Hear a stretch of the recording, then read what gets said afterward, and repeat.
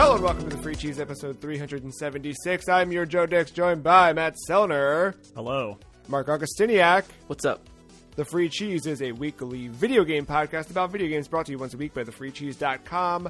This week we, of course, have our look at the new consoles, hands-on impressions from one Matt Sellner. We've got a look at the future of not just video games, but ghostly video games. Stuff we've been playing, future games to come out, all of that and more on a hot episode of a hot podcast. But first, what's up? You guys, how you doing this week? Feel more active with my gaming.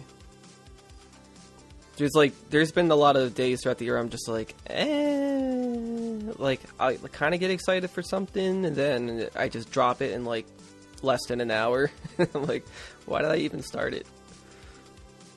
I had that last night where I was like, I should resub to PlayStation Now so I can play Medieval. Started playing Medieval, left to go pick up food, and then did the same thing. Remember, Marc, I texted you and said that I'm an idiot and like spent all that time before falling asleep, not falling asleep, and downloaded 30 different games and did.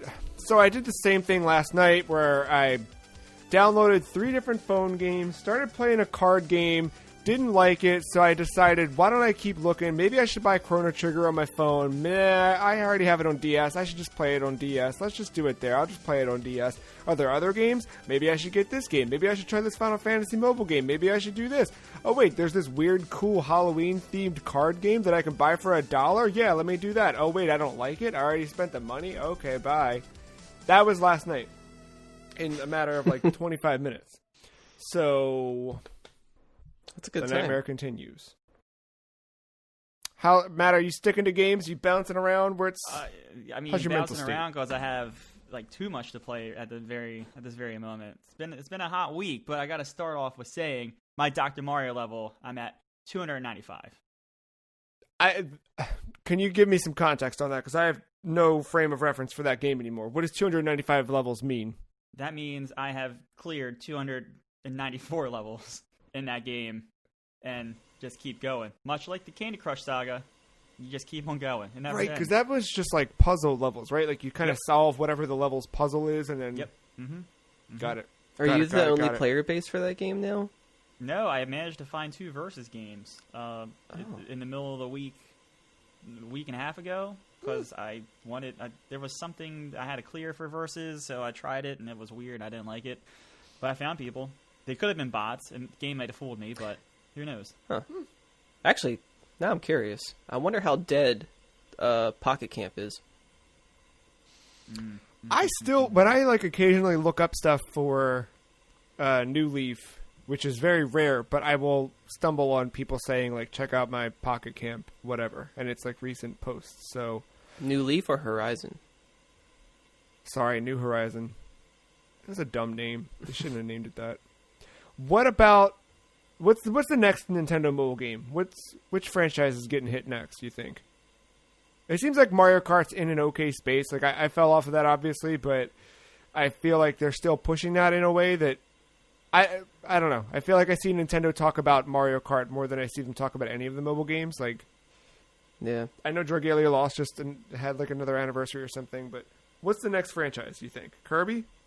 I'm thinking Kirby's been pushing that free-to-play route recently. Yeah. Kirby can just be a what was that mobile game? Flappy Bird. Just be one of his clones. I'll just keep puffing. Yeah, you hold the puff, and then You can keep the Mario pipes. to exhale. Yeah. Touch screen to press to puff. Is that what we're doing?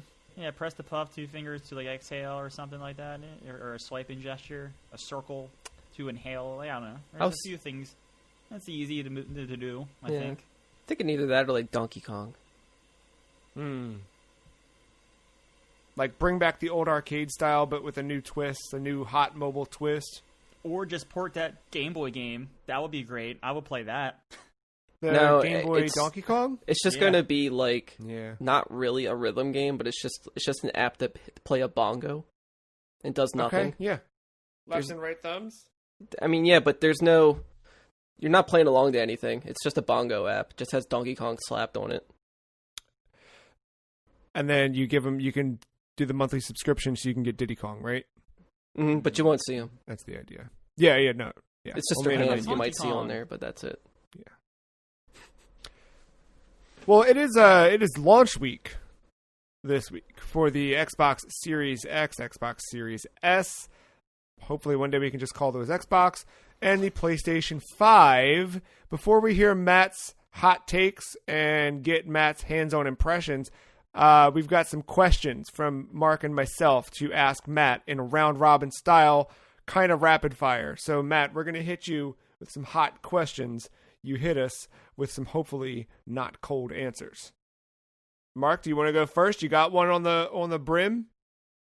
Yeah. How many ice cubes could you feel in the DualSense? 0. I will get into the DualSense. Get into it later now. on. That's why we're asking the questions. How many ice cubes? There's 0 ice cubes. I've clinked a glass and maybe it felt some ice cubes, but I couldn't tell you how many were in the glass. So, but does that... I feel like from what I hear, this is kind of what HD Rumble could have been. Is that what you're kind of feeling with the DualSense?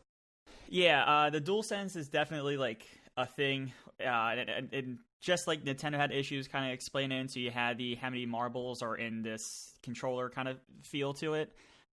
There's definitely been a few instances in the games I play on PlayStation or PlayStation 5 that, man, it is incredible. Like, for instance, like in Demon Souls, when you use pine resin to light your sword on fire, like the controller just gives this light little rumble, and the speaker kind of goes off, and you kind of hear that flame, and like you can kind of feel like the power of that flame coming off your sword, like the intensity of that flame coming off your sword, and That's it's cool. so very subtle, but it just adds to it.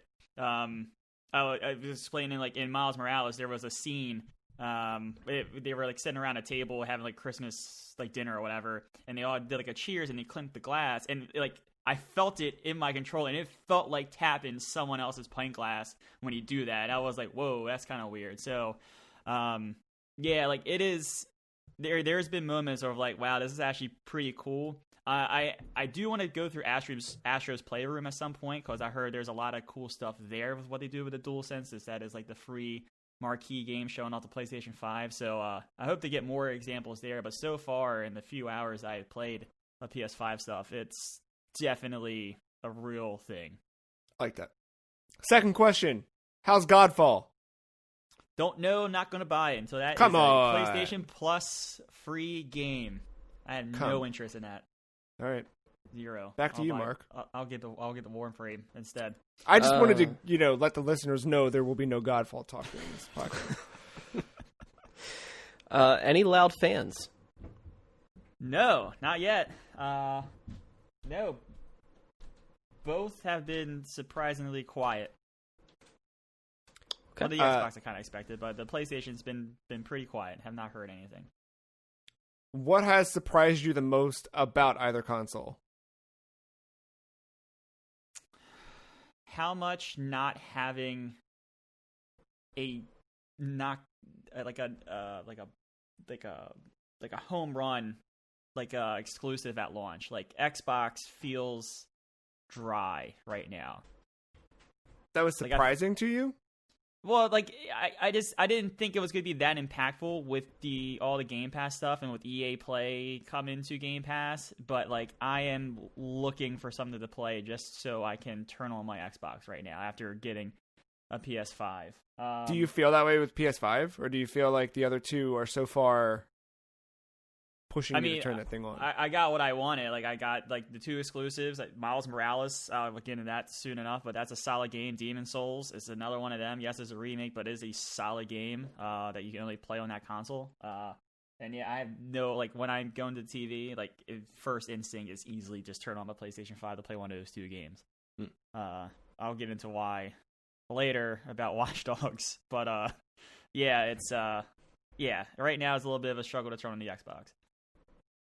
Also, the other thing is, like, the Xbox doesn't feel, because of the UI, like, yes, it is a new machine, but it is very much the same UI from the One S or X or whatever you have. So, like, I've been doesn't playing a lot feel more of my incredibly Xbox new. this week at my 1S and playing that with the new UI. It feels new in a way, even though I know it's not. But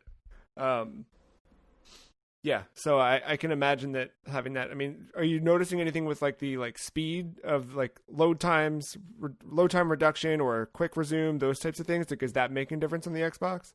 Yes, quick resume is great for the games it works on. I know there were some problems with quick resume in some games. I don't have a list of those games, but I think Watch Dogs was one of them. Yeah, there were a few that were like crashing the system. And I've had some issues with Watch Dogs, not because of that, but just like in general with Watch Dogs. So, but like going from something to something else, like I was doing like a dance of different Game Pass games, and like I went from like F1 to back to Carrion after I already played it, and yeah, the quick resume, it's awesome. It's so nice not having to reboot a game and go through all the screens of hitting continue. Not like it will take a minute or whatever. It'll only take a few seconds, but like the quick resume is a nice feature that I wish the PlayStation 5 did have. Granted, it could be added later, but yeah, no, it's that is cool. And once you kind of get more games, and once I get them more, a lot of my games for Xbox are going to be disc-based to start off with, just because of the Target deal I talked about last week. But once I start getting Game Pass games, a couple more EA Play games, and I start building that digital library, that quick resume is going to be really nice. Sorry, Mark, I snuck in a sub question there. But I heard. How was setting up, transferring your account and saves and all that for each one? Like, did you have a easy time with both? So with the Xbox, they both utilizes their app like super seamlessly. Xbox, like you kind of log in, the app on your phone recognizes, oh, there's a new console, and it's kind of like searching. You hit go, and it just kind of does it. The PS5 very much looks like when we do the guest login over at Joe's house, where you use the QR code and then just kind of goes from there. I did not bring over. I started my Xbox as fresh, and I did not bring over any of my save stuff for the PlayStation 5 because I've not technically received my PS5 yet. Okay. The person, my other pre-order came in that was supposed to be for someone else. They were very nice enough to let me use their console until mine came in. So I did not want to. There was no sense in transferring all that stuff quite yet. Right. I will have a little bit more on that next week. But both, like, the one thing that PS5 did that I thought was kind of smart, they let you put in the disc, a disc if you have one, to install. Of course, it's only going to work on a disc version, but like they let you put in a disc to try to install a game if you had one while it did these system updates and you went through everything else. Xbox did not offer me that option. But both did have like day one system updates, and can confirm the download speeds. Not that it was ever really a problem or too much of a problem on Xbox, but the PlayStation 5 can actually download things at the speed of your internet now, and that's quite nice. That was another one of my questions. So you got that one ahead. How is the D-pad on both consoles? So the D-pad on the new Xbox controller is weird at first. However, in playing Tetris Effect, I think it's actually a really good D-pad for the way it's shaped. Like it looks like it rolls, but it definitely clicks more than it appears to. Sure. So it does make for a good D-pad in terms of like clicking and not like accidentally rolling, like going from right to up or any of those types of things that like I have issues with on the Nintendo Pro controller, or it just being too big. I don't like the ergonomics of it. I still like a traditional D-pad, but I actually kind of dig the Xbox one. I don't know how well it would be like past Tetris for like platformers or something like that, but it's better. It's a better D-pad than what it looks like from like a picture or something else. The PlayStation. Did you buy one of those, Mark? What, the controller? The Xbox controller. Didn't you talk about doing that? I almost did. Because I was tired of switching my One X controller between my computer and my Xbox.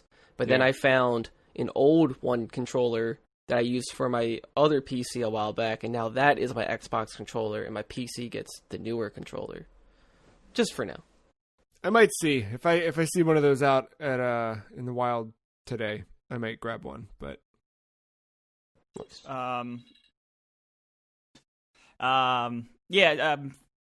what was I saying about the PS5 Oh, the D-pad. PS5 controller. Yeah, it's pretty much the same. The one thing though is because the grips of the DualSense kind of go out a little bit more. I'm still kind of getting used to like it's like I said, it's not a major size difference, but it is a little bit bigger, so you have to kind of get used to the shape of it. And so like my thumb placement on the D-pad is not or like kind of what I'm used to. I'm kind of like retraining my thumb a little bit on it. But the D-pad itself, it's just more, it's the same design as the DualShock, but it's just more rubberized. Okay. Like it's like more grippy, kind of like. Which one has a longer plug? Oh, yeah, so this is a serious issue for PlayStation 5. So the Xbox has, my Xbox is right next to my outlet, the way I was able to get it. I think both the HDMI and the plug were both 6 feet. I might be wrong. They might be 3 feet, but I was able to get them right next to the sweet spot of my TV, right where the HDMI port is. And where a good outlet is for it. My PlayStation, on the other hand, and this is the issue with this, you have such a weird design, and it's so big, that like getting it into a good spot next to all that stuff is going to be incredibly hard. So you might have to move it further away, but they only give you a 3-foot plug and HDMI cable, which I would recommend using their HDMI cable because it is a newer one that will support 4K. So, is it the 2.1 cable too? Yes, okay. It is a 2.1. So, like the way I have it like right next to my entertainment center, but just the way my TV is, the HDMIs are all the way on the other side, and I have a 55-inch TV, so trying to reach all the way across the TV, it is a tight fit. And it's tight enough where I don't feel comfortable with it, but it's working for right now until I actually get my console and I can start kind of moving around, kind of figuring out what I want to do or where to put it exactly. But yeah, no, that is an issue for a PlayStation 5 user right now, if you have not already kind of figured out where you're going to put it. Are you vert or street? Vert on both. Both. Huh. So the Xbox, it just makes too much sense. It is definitely built for vertical. I could put it horizontal, but actually, I strategically kind of put it behind my TV with the disc facing out from the side, and it kind of works out. It's kind of hidden, you wouldn't know I would have it, but it's not that big of a deal. PlayStation 5, that base thing sucks in my opinion. It is not a good design. I wish they would have figured out a way to do just get away from that base. I wish they would have figured out a way just to do it in general. But no, it's putting that thing horizontal. One, I have no spot in my apartment to make that work realistically without it being in the middle of my living room. And two, I just feel like right now I have on a high carpet because I don't have a better spot to put it. I felt like the thermals and stuff just made more sense with it being on carpet, and I felt like it would be more steady vertically. I will probably keep it vertical, but I just don't see a good. You really have to have the perfect scenario or setup to put that thing horizontal. Plus, that base, like I said, I don't like it, and I don't trust it without a screw and horizontal. I was looking into new what do you call it, TV stands this week, because now after I rearranged everything down here, I've got both TVs side by side, the old tube TV and everything, and I'm like, I kind of want to get something else. Maybe I get rid of the tube TV after all. I never use it. I barely turn those retro consoles on, and I was looking at stuff, and I'm like, okay, and I'm counting my consoles. I'm like, okay, well, I got to be able to put the Switch up there. And I'm like, oh wait, I also need to be able to put an eventual Series X up there. I'm like, where is this PS5 gonna down the line? I gotta make sure I've got a space, so I gotta make sure I actually before I buy anything, measure the height of the slots on the inside and all that crap. It's just wait for the slim model. Well, hopefully by the time they put out a black one, it's small, right? That's the dream. But yeah, no, but yeah, that base, I don't like that base, and it just. I think a lot of people are going to end up having it vertical just because I don't know. It doesn't make much sense to put that thing horizontal. It's just too bulky. I feel like it takes up less room vertical, even though it's the same mass. Has either one feel hot or warm while playing and or after turning it off? I have not actually felt either console really afterwards. I had no issue. I had no worries about that because I did watch the Digital Foundry breakdowns, and they used that thermal camera to kind of indicate where all the heat goes and if it was like safe or they had any issues with overheating. I watched both of them for PS5 and Xbox and had no concern about it. And I have them both in pretty airy areas. The one is kind of tucked behind the TV, but there's plenty of space behind the TV and the wall, so I'm not concerned at all. There was one point when my Xbox Series X hard locked and had to reboot it. I put my controller on top of the console and the controller got a little hot. I kind of forgot about all the just exhaust going straight up. So that was the first time I kind of experienced the heat, but it wasn't like hot to the touch. It was just warmer than I probably should have had my controller. What do they smell like? Plastic. I'm not a man who sniffs things out of the box.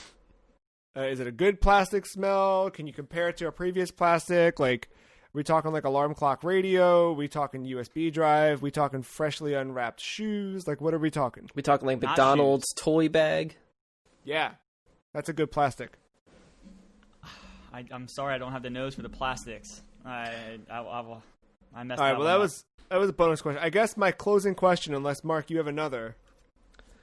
I was gonna ask how does the PS Plus collection compare to Game Pass, but I think I answered my own question just by asking that. Yeah. I'm still so mad about that. It's like not. I mean, for here's the thing. So for a PS5 user that has no interest in Demon's Souls, because that is a very like specific person that wants that game. I mean, probably Miles Morales has much wider appeal, but for whatever reason, you get past Ash's Playroom and then you're kind of done. Like, there is stuff to have, but the thing is, for me, and I'm assuming you two, is I've played through everything in that library that I wanted to play through, and the other stuff either doesn't interest me or I don't have the time for it right now. So like I don't know. For me, I don't necessarily need it. It was nice just to quickly go in and download Bloodborne just to see how that ran on PS5. But other than that, it was that's not geared towards me. My closer is: should people buy one of these new consoles if they're interested, or just upgrade their PC?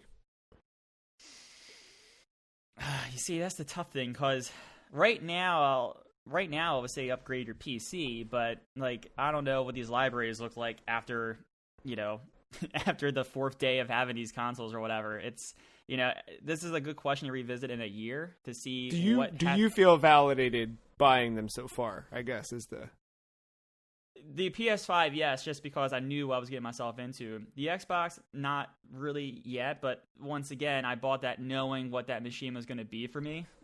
So like, it's going to be my Game Pass machine. It's also going to be my Xbox exclusive for things that make more sense on console than PC.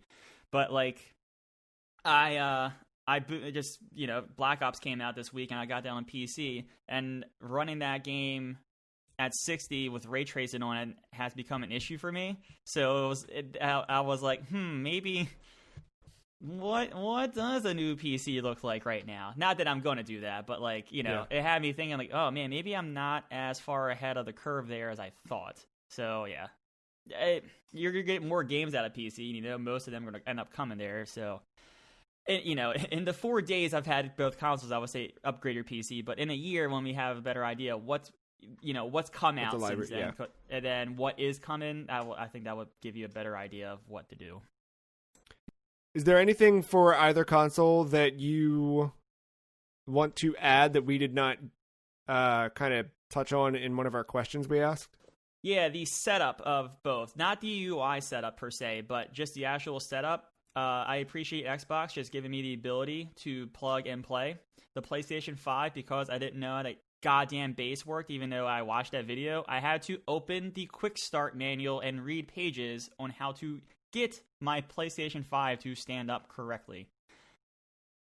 And also, if you're going to make me if you're gonna make me screw in a little screw, please give me something to screw in the screw with. I don't feel like having to go and search for a screwdriver just to screw in one little thing. It's an annoyance and it's a first world problem. But still, like, come on. Save them $1,000 though, man. Oh, I thought it was like a little flip handle attached to a screw, isn't it? Yeah, I did too. No, it's not. No, it's not. It's not a flip handle. Because that was what the video had. Was that dude had that little? It was that screw. Yeah, they should have done that. I did not have that. Hot take. I did not have that unless I'm blind as a bat. But nope, I did not have that. There's your exclusive, folks. Take us back to Tuesday. You get the Xbox, you plug it in, plug and play. Here we go. Tetris Effect Connected is out. How is Tetris Effect? I played some Tetris Effect Connected as well, but I really just did a couple levels in Journey mode. Saw how good it looked and was like, it's on Xbox now. But you played all the way through Journey mode again, right? Yeah, I played. I just did it on regular. I didn't feel like challenging myself yet. I just wanted to experience like all the levels again. I didn't do the headphones. I will probably do the headphones again on hard, just to get that new sense of it. But it really, like, Tetris, if you're trying to show someone like why 4K and HDR matters, like, boot that up, boot up one of the crazy level designs that they have, which is pretty much all of them, and just like show them all the things going around on the screen. Like, this is something where, like, I don't know, maybe somewhere in the future, if people are over, I can just pop that on theater mode as, like, the just ambient thing on the screen, so that way it's just not like a black hole on my wall. It does look very impressive in 4K and HDR.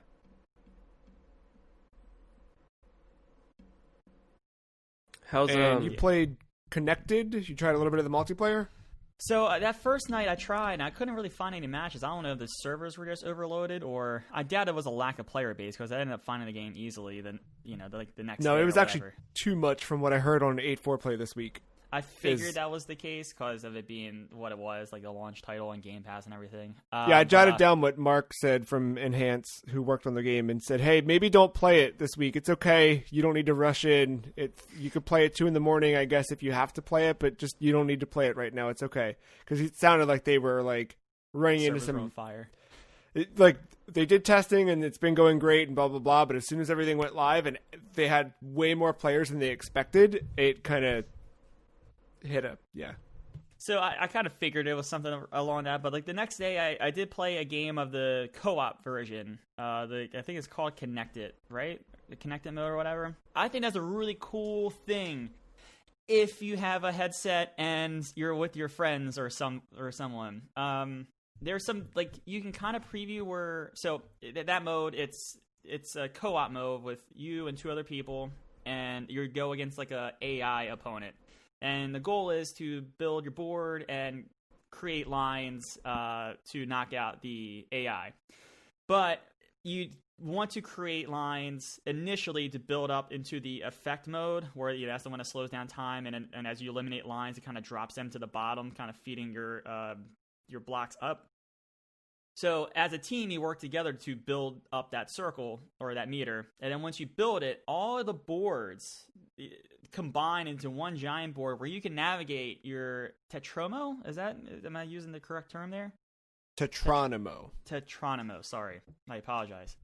You can go across any part of that big board. So there is a way to preview where you're about to go, because you have to go in order. It like goes like left person, like leftmost person on the screen, middle person, right person, and it keeps going in turns like that. So you can kind of preview where your next block is going to go to try to communicate like that non-verbally. But I just know, like, if I was actually talking to you two and coordinating those moves, we would move faster, because you want to move fast because that meter is constantly ticking. It's not like a set amount of moves. If you are struggling to find a spot for the block, the meter is just going to keep on going, and that is your main way of sending lines to the AI opponent, because when you break up, the AI opponent is then sending junk at you, and it's various different things. Like, it can speed you up, it can add in random blocks, it can vertically slice down like a column or something like that.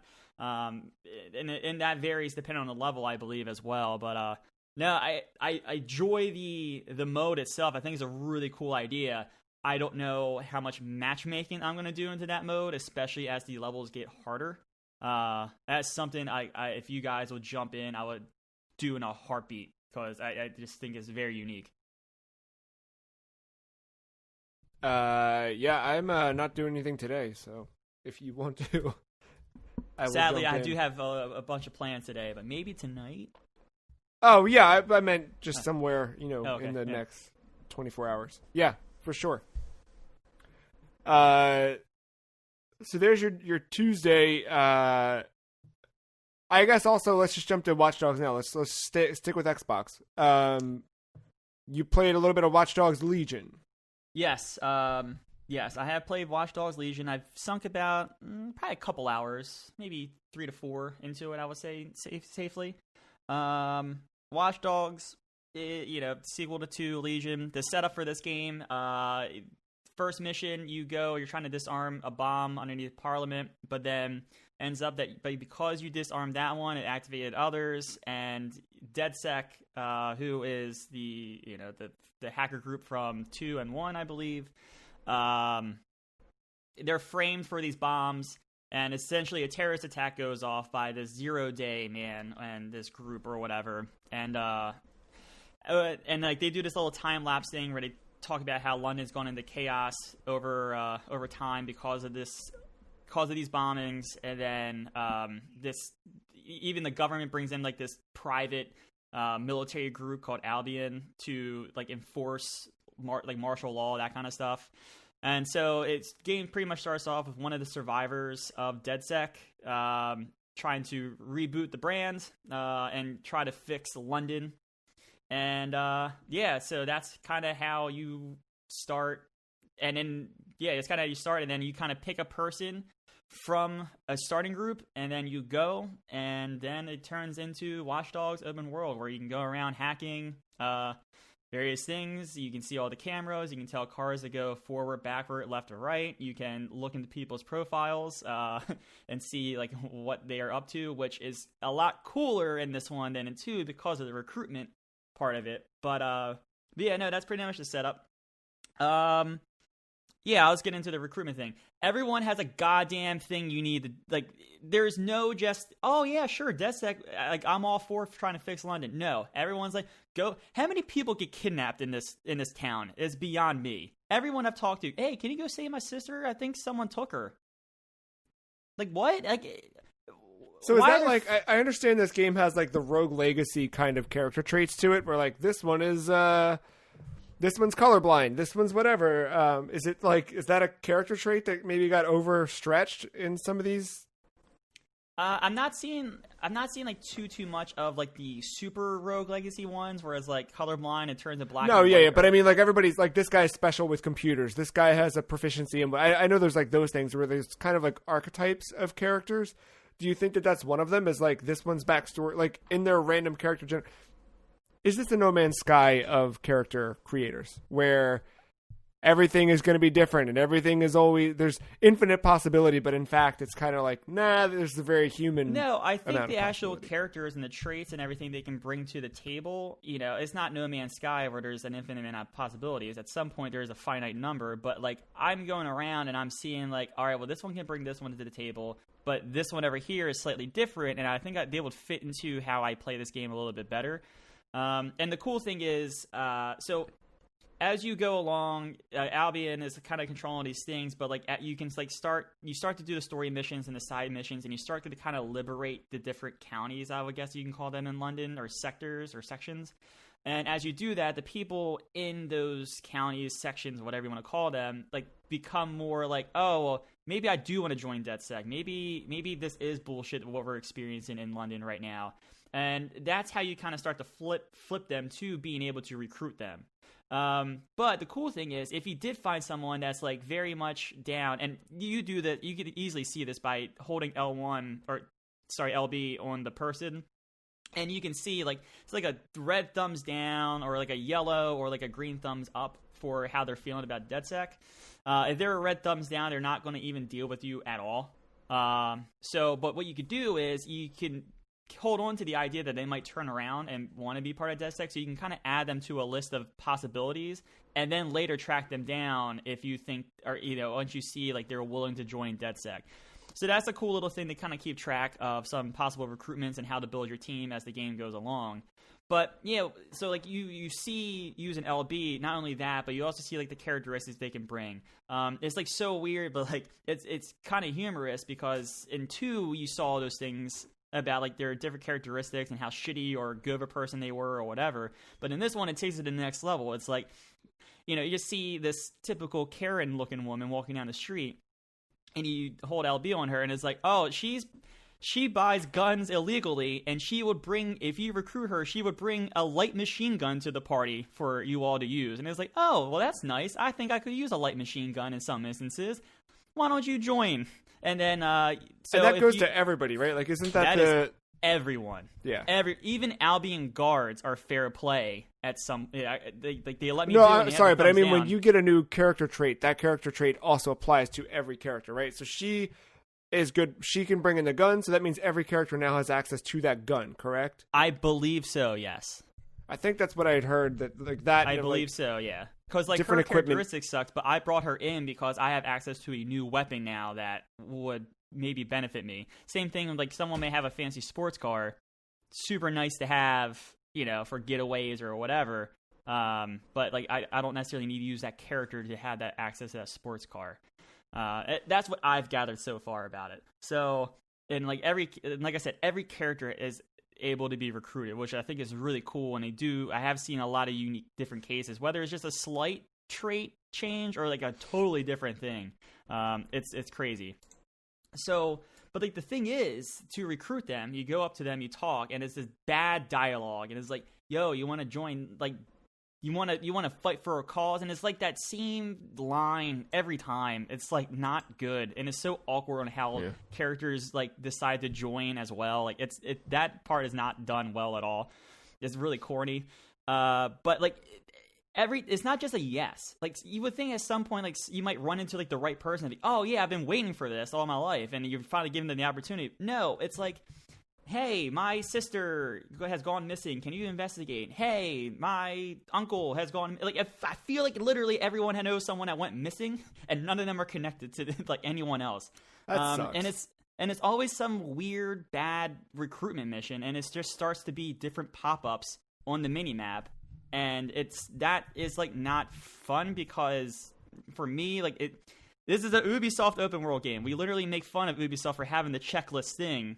Welcome back to checklist Ubisoft open worlds, and just adding all of these to your recruitment, like adding these like recruitment missions to the checklist is like super overwhelming. So, the game does give you a permadeath option. I had that turned on, so I was like, I very much want to grow a big team quickly before probably the game wanted me to. So I just started getting all these missions, and it's like, oh man, my map got overwhelmed quickly, or my list of missions got overwhelmed quickly, and like I don't know like what I want to do. Like I don't know like if I should start recruiting now or if I should just play a couple more story missions. But if I risk doing some story missions with some characters that like my first character I picked because he has a shorter arrest time for everyone involved. He's a PI, so he has connections to the force. I don't want him to die because I want that perk in case things go bad for me down the road. So like I don't want to use him. I'd rather use some schmo I've recruited, but like I don't feel like searching all the time for a specific person with a specific trait, then doing their thing, which some of those are really hard. Like I tried to go into this spot and it just seemed impossible because I didn't have the right gadgets or tools. So I feel like I needed to get someone else and their gadgets. But then I'm recruiting someone else and then doing their mission just to do this mission. And then it's just a big snowball effect, and it doesn't like it depends on the type of person you are, right? I guess you can find that to be really fun and intriguing, but for me, it just feels overwhelming, and it's not a good approach. And I really just wish that someone would just say yes to joining DedSec right away. Now, not every mission is like that. Some of them are like, hey, if the first Albion truck you find, steal it and deliver it to a location, because we want to use the information in that truck to get ahead of like their logistics or whatever. And like that was a different design, but I feel like a lot of the missions I'm getting, at least initially, are like, hey, go to this spot and rescue this person or hack into this server in this specific area. And I don't want to do that. I want more of like hey, if you come across something, please grab it or, you know, whatever. I want more like favors like that. I don't know why I'm rescuing so many people in this city. There's a lot of people that have just gone missing. Someone should be reporting these things. Now, granted, that's probably why DeadSec's coming back, but like, come on, like at some point, please bring the realism into this. If you're going to go lean into that like you are. Mark, if you were a character in Watch Dogs Legion, what would be the trait that would pop up if someone held LB over your head? I think I could zip to hiding behind any low structure at a further rate than most characters. Because of it would be, you would literally be triggering anxiety. All right. The spirit of the fox god lives within you. Yeah. So, all right. You've saved me $60 then, Matt. How about the open world? Sorry, I have just a couple more things on Watch Dogs before we fully move on. Sorry. The performance of this game, I don't know why there's not an option to toggle to 60 frames per second. I don't know why. It just kind of is what it is? It's 30. I have to run it at 30. It's 4K, and it looks great because all the ray tracing's on, but like, I want 30. Or I don't want 30. I want 60. I want that option, especially when every other game, if it doesn't have, like, if it has 30, at least there's an option to go to 60. So I'm not too thrilled about that. Also, I've had some severe issues. This game has hard locked my console twice now, and after the second time, I have not been back to it since because my PlayStation 5 it kind of came in later that day. So there's some weird performance things going on with that game. Also, something with the game, like the physics, like I don't know, it feels too arcadey. I don't know. I just don't like driving in this game right now. Maybe I'm just not used to it coming off of Mafia. That was so like I don't know. It was very strict. It was very like realistic almost. But yeah, this doesn't feel good, and I hate fucking driving in London. If this game's done anything for me, it is the fact that I never want to drive in London ever. One, who drives on the right side of the road? That's fucking dumb. Two, why, like, the roads is all one way. Like, and then the GPS tracking caused all the one-way shit is all over the place. Like, I always want to drive through whatever and just get to the place. I don't want to follow all the dumb traffic laws in London. It sucks. I hate London because of this game.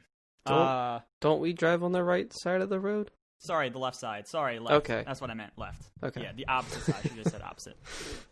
No, it's not fun at all. But the load times, you want to talk about load times, the quick travel, man, that is legitimate. Like, yes, that loading screen pops up, but it is for 5 seconds. Like, easily. Like, I now, even if I'm going like 3 blocks over, if there's a subway station for me to fast travel to, I fast travel because I hate driving so much in this game.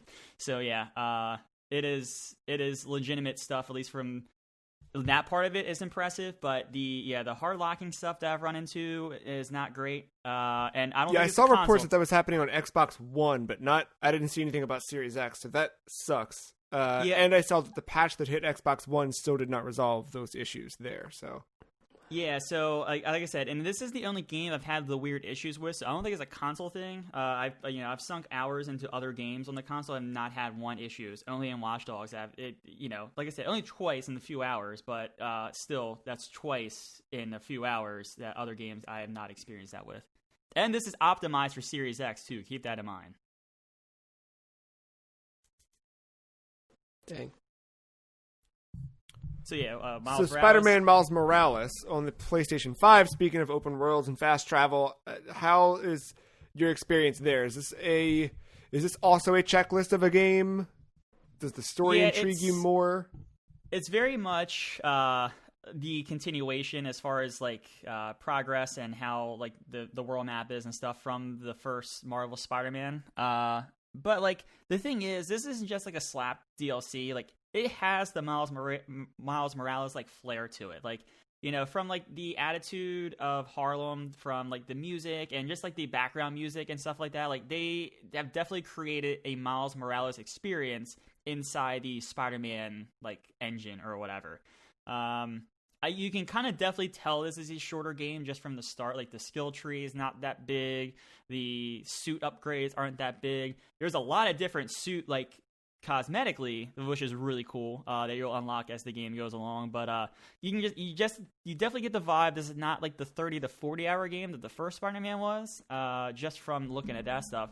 But to be completely fair, like this game is great. Well, that first one kind of outstayed its welcome too. Like that first one, I was so tired of the mini missions they had you doing at the end, where you're just like cleaning up the city or whatever. Like that was all, I think, a little too much. So a shorter experience actually sounds better.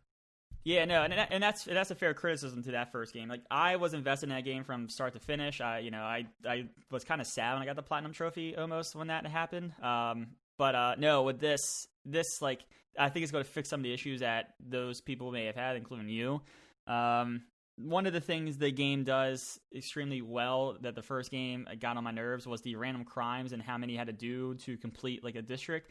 All of it is mapped to a Spider-Man app that your friend Genki, I think that's his name. He created it for you, so now like people have direct access to you for like their crimes or reporting things. So you can just kind of toggle on and just go to it and do it. This game, like Spider-Man, was fun in 30 frames per second. Spider-Man is even better in 60 frames per second. Going around, swinging, like it is. Like, they haven't really changed too much of the swinging mechanics themselves. It's still R2 with the different like the triggers to fast dash, like the X to like kind of these short little like web hops. The wall running with the corner and around it, like all of that is still there. They haven't really changed that much. But man, like doing it with Miles and 60 frames is incredibly fun. This is like the perfect continuation off of the first Spider-Man. It's like they're not doing anything too revolutionary. The setup for this is there is a new energy company called Roxxon that's in the area, and they seem sketchy. And as the story goes along, Miles is kind of figuring out there's some weird weird inside stuff going on in that company, and there's a different group trying to trying to break into their building to steal this energy equipment, stuff like that. It just so happens to turn out that Peter Parker is on vacation with Mary Jane in Europe doing work for the next couple weeks. So that is how Peter gets written out of the equation for this game, and it's just Miles. Timeline-wise, where does this fall? This falls after the events of the first one. I don't know how much longer. I apologize for that. First one, we saw Miles in the first one. Yes. We see him get bitten at the end. And you see him on a ceiling at the very, very end as well. But they don't really explain. Oh, I bet there'll be flashbacks probably or something. Well, like it's very much like the first mission is like. Or are you learning? You're kind of learning, and then like, when Peter goes away, he's pretty much just kind of telling you, like, hey, like, look, I managed to do this myself for like the first 6 or 7 years. Like, I trust you. You got this. You've learned enough from me, but like, this is your time now while I'm gone. And then that's how they do one of the side quests. Is like Peter set up these different hologram fights throughout New York. So you can go to them and do some training and get some different things. But Miles has that electric power to him. They call it like a venom punch or whatever. And that's enough to make him stand out from Peter as far as a different character. And I do appreciate that they put a little effort into making him different than Peter. So like I'm learning like these new abilities that I didn't have in the first game, which is super cool. With the electric venom punches. And things along that nature. So he also has invisibility, right? Did they put that in the game? So there is a skill tree that is all question marks for me right now, and I'm not super far in the main story. I've been doing a lot of side stuff just because like swinging around. So that could be the invisibility part. We will see. But yeah, I'm not far enough to see what that last part of the skill tree is. But yeah, no, so like this alone, do you feel you mentioned earlier this is kind of like the cost of entry or whatever, like, or this is the big ticket. Like, do you feel like this is enough to warrant the purchase? Yeah, I mean, once again, kind of I know what's coming down the pipe with PlayStation, but like this, am I going to spend $500 just for this game? No, but like, do I feel good about doing it, knowing what's coming down the pipe and having this at launch? Yes, like this is really good. And it's not a $70 game either. I think it's $40 if you just get the standard edition. To that effect, if someone couldn't get a PS5, didn't get a PS5, but they loved that first Spider-Man game. Is it worth it, do you think, to play it on a PlayStation 4 since it's available there without some of those PlayStation 5 enhancements that you're getting, like the fast travel, the DualSense kind of, the little touches there? Do you think it's still worth it as a game on its own? Yeah, I think so. I mean, if you're going to buy a PlayStation 5 sooner rather than later, I would suggest waiting. But no, I mean, if you don't have plans to buy one in that first year or even the first 6 months, it is definitely a must play. Like, I don't know how it performs on PS4. I haven't seen any coverage of it, but no, if it performs like the first one, like, yes, please. This is a must play, especially if you love that first game. But yeah, same thing. Like the fast traveling's really well done. Pretty quick. Don't even cue like a cutscene. It kind of just like goes to like a screen, like a blank screen for a couple seconds, and I'm like into the cutscene of what I had to do in that area or whatever. Yeah, and like the DualSense, the little subtle vibrations, like a standard punch is a tiny vibration, but when you hit someone hard with that Venom punch, like you feel it in like kind of in your hands, like as I'm sure Miles is feeling it. I haven't experienced any of the enemies that disable your abilities, so I have not had the triggers lock on me for different abilities yet. So I'm like waiting for some of that to happen with the adaptive triggers. That and in Demon Souls as well, like if they even do it. So I haven't gotten the full experience of the DualSense, but this game's solid. Like I PS4, PS5, this is a must play if you're a fan of that first game at all. So Demon Souls though is PS5 only, and with that, do you feel that it's the next generation? Because I remember when PlayStation 4 first launched, you kind of jump into some of those day one games that were built from the ground up for PS4, and it was like, I feel like at the time, from what I remember, I don't even remember the first PS4 game I really jumped into, but you kind of felt it, but it also felt, I remember the early last gen games feeling kind of shallow, like they were bigger, they were prettier, but I don't remember a lot of depth to them. Obviously, Miles Morales kind of like toes the line a bit, I think. But Demon Souls, is that the full next-gen upgrade that you've been waiting for? Visually, yes, but sadly, like this is a remake, right? And Bluepoint's been very transparent with the fact that like they used the original source code in a new engine to make this all work. So like, as far as like looking at it and the DualSense with the thing I said about the flames and just like Dark Souls and Demon Souls are very like heavy games with the sword combat, and like just every swing and hit with a sword, you feel that weight of your blows, and it's truly an epic little experience as you go toe to toe with some like bigger enemies and things like that. But like after that, like I'm a huge fan of this game. I absolutely love it, but its biggest argument about this being like the next step for next gen is you can only really talk about the visuals because this is a game that played kind of just fine in 30 frames per second on the PS3. So that's like his thing against it. But if this was a new map design and you're calling this Dark Souls 4, or if this was Bloodborne 2 with all the gingerbread that this has, like that is your true next gen experience. Yes, and if you phrase it like that, yes. So this seems more like a remaster than a remake in a way, where we're getting there are like small inherent upgrades to little things, but generally speaking, you're still playing the same game. Yeah, this is a remaster on steroids. Like, yeah, they did things with animations to make them feel different. Yeah, there's, everything's a lot prettier. Enemies have new designs, to make them look look good in this engine. But, this is just a incredibly high regarded remaster. It is not, this is not your Final Fantasy VII remake. This isn't probably even, I don't know how much Shadow of the Colossus changed, but I have a feeling it's going to be along those realms where it's just, it looks very pretty, but essentially it is the same core game. So versus something like Resident Evil 3, which I know Marc played this week, is more of a total reimagining, I would think of Resident Evil 3 in that way. Marc, how does that shake up to 2019's Game of the Year, Resident Evil 2?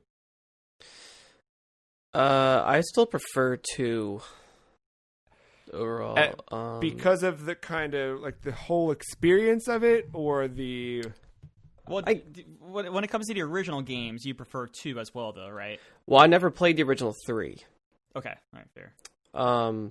But I am aware of the differences between that, kind of. Like, I know apparently a lot of people were sad about the clock tower being cut out in the remake for 3. I guess that was a big part of the original. Now, I know both games, actually, I guess they're kind of sticking true to form with this. I know both versions of 3 were kind of like a in-between, let's get this out between bigger titles, kind of. It's a smaller project compared to the other ones. And, I guess just coming right off of 2, I'm able to really compare and contrast what they did kind of better, and for the most part, what I didn't care too much for. It's like they were trying to fix something that wasn't even broken. Like, so Resident Evil 2, like, the biggest thing that stands out to me is is the knife. So knives have a durability meter in 2. They do not in 3. That's cool. In 2, it's a sub weapon, so you have to hold in a different button to activate that. I'm okay with that. In 3, it's a main weapon, and it takes one of those 4 slots on your D-pad or whatever instead of a gun. So you have to keep switching. You have to keep unequipping and equipping a gun if you want a 4th gun. So that's kind of annoying. Unless you're Carlos and Leon and Claire, you have the OP horizontal slash across when cutting things, when Jill is just stabby stab poking, and I felt like it did nothing for me, even with like the extra cool dagger that could like burn enemies when they're on the ground or whatever. I still feel like that was the only time to use it was when they were down on the ground. In Resident Evil 2, you can cut off limbs. In 3, you don't. The whole like gore factor, like cutting off stuff, dismemberment is just gone. I wonder why. I don't. 3 has a cool dodge mechanic. I didn't use it a lot, but it did come in handy when I did need it, whenever like Nemesis is chasing you. And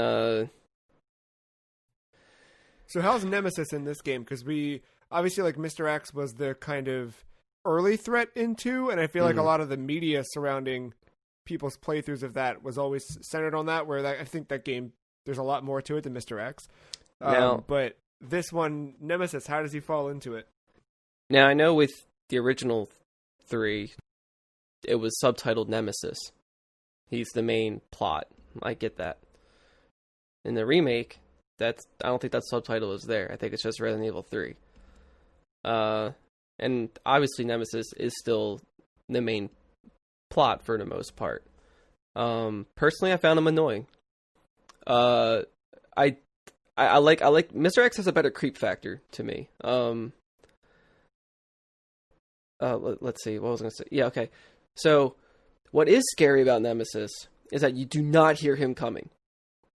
You might be able to every here and there, but there's times where I've just run across the city to get into a building, and all of a sudden he just jumps from right behind me at a door, and you don't hear any roars, no footsteps. There's no audible indication that he is right behind you, unless the automatic shutdown from Matt ever playing this game. Correct.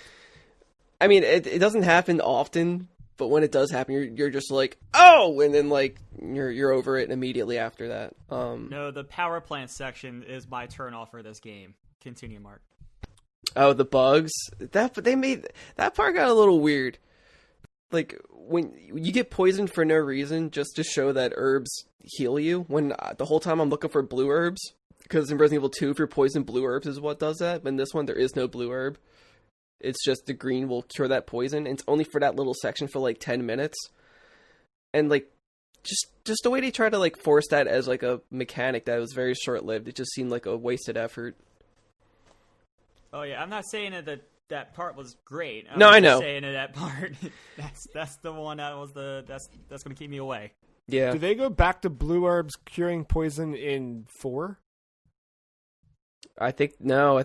No, you just have red, yellow, and green. Okay. So then maybe this was their way of like. I don't think there's a poison mechanic in 4 at all. Yeah, I don't No, think there so. might not have been. Has there been one in 5, 6, or 7 that you know of? I never played 6 enough to know. I don't 5? remember there being one in 6. Yeah. No, Or I think 5. I think that was only a thing in maybe I guess 2 and Maybe it's over. 3. Yeah. See what happens with 8. Yeah, So- because even 7, 7 you don't get. I don't think you get poisoned. With 3, do you feel like your purchase was warranted? Would you recommend someone who enjoyed 2 play it still? Like I'm asking not even just for the listener, but for my own sake. Like I was super excited when they announced that game, whenever that was, earlier this year. Was that that quick? Whenever the heck they said that game was coming out, I was excited. But once it came out, and kind of the early buzz around it was that it's pretty short. You can get through it pretty quickly. That it seems like there's a lot of missteps with the remake. Like, should I play it? I guess Bottom line. I guess it depends for what you're looking for out of it. If you're one of those people who just really likes like post-game Resident Evil, where you just go on a killing spree with no worries and just have a good time with that, yeah, this is. I guess there's a little more to that with that, but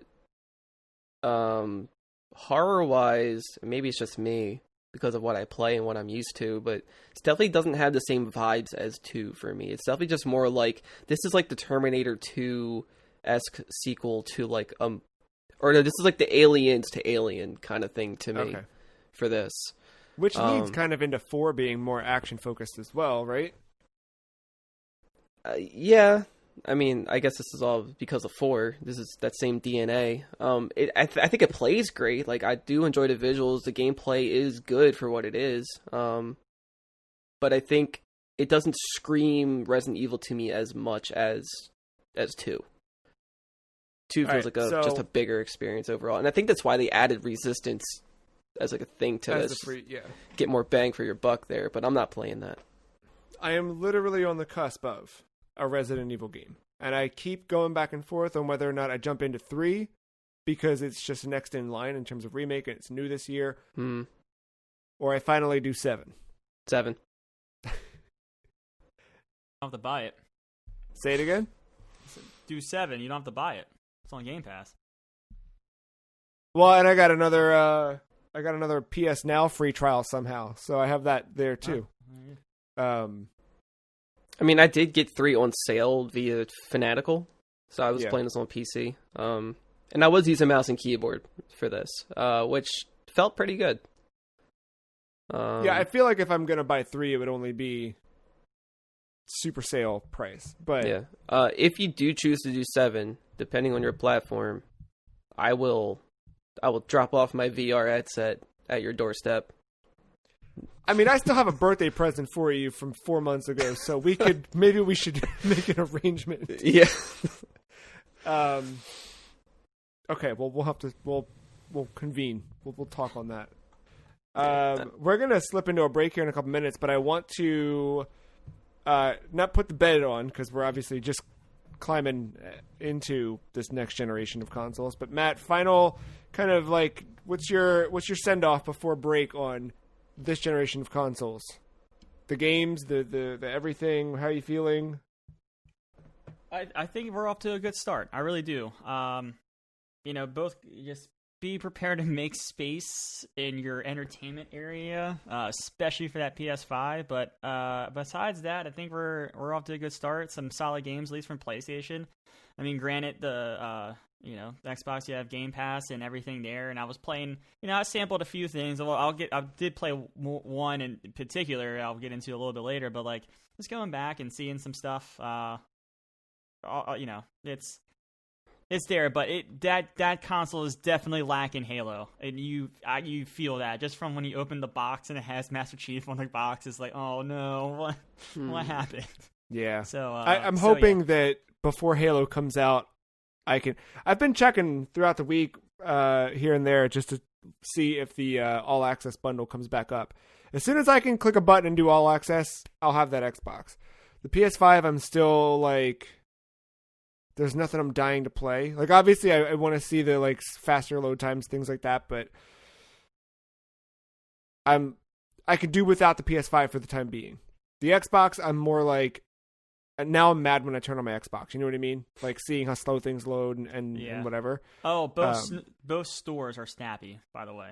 That's good. I meant to ask about stores. Yeah. I had that note and I just missed it. But yeah, both stores are snappy. I got to get used to the PlayStation one because I'm kind of so used to it's the way it was before that, you know, I'm sure it's a good adjustment. I just have to get used to it. And that's the same thing for the PS5 UI. It's different and I can't shit on it yet. I just don't think I'm used to it. Once I get used to it, I think I'll mess around with it. But the card stuff, I haven't really used a lot of that yet. Probably with Miles Morales, I would go for a platinum in that game, so I'll probably start using that more realistically there. And so, like in a week or two, I'll probably have more to say about that system. But yeah, no, off to a good start. Besides Watch Dogs. Yeah, it's a bummer, but that's all right. Mark, new consoles. Where do you sit on this?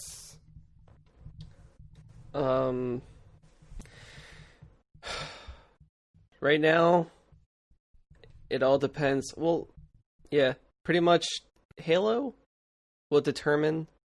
Well, boy, that's coming to PC, right? It is, yeah. I know. I don't know about that Xbox just yet, guys. I don't want to neglect my PC. I put so much into that. I would just feel awful. Because also like Tetris affected Connect. Like I know that's not like a crazy launch game, but like that is a big one. But like that's also on PC and also on PC Game Pass. So yeah, and if Konami ever decides to redeem themselves, Silent Hill determines everything for me at this point. If that ends up being a PS5 exclusive, it's like all right. Or yeah, like if it's an Xbox exclusive somehow and it's only on that console, it's like, well, fuck, I'm not gonna wait a year till after it's out. If Phil Spencer buys Konami. How many weeks away are you from the Game Awards? Right. That whole thing. That's probably your next big shot at something like that. Yeah, like I because before I was just like, I don't like PS4 burned me pretty bad, so I'm just kind of like not. To be fair, you had the shittiest PS4 in the world. I do.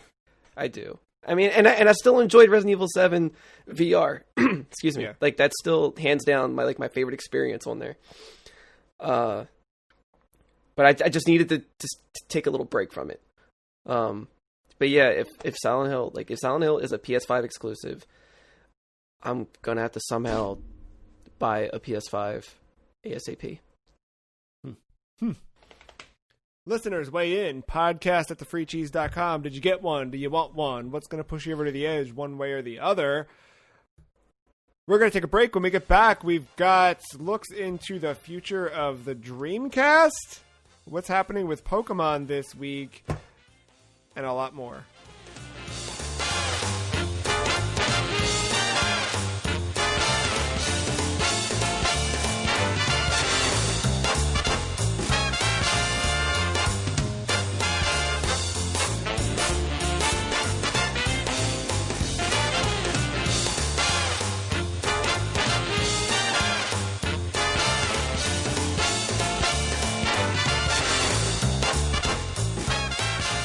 Welcome back to the second half of the Free Cheese, episode 376. Tekken 7, Season 4, out this week, and I spent some time with Tekken 7, Season 4.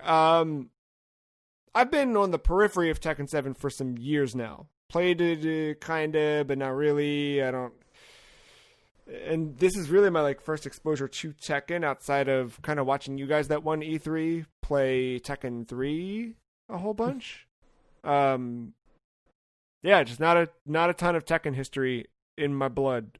But I grabbed it, I don't know, a month or two ago on sale and started toying around a little bit, started playing the story a bit. And then this week, it seemed like a really good time to jump in. You got a new character, Kunimitsu, a new stage, the Vermilion Gates, and then big changes to the actual gameplay. And I think the really cool thing with Tekken was kind of being able to. I just realized that I took notes on this and I can't find them anywhere. So we're gonna fly by the seat of my head here.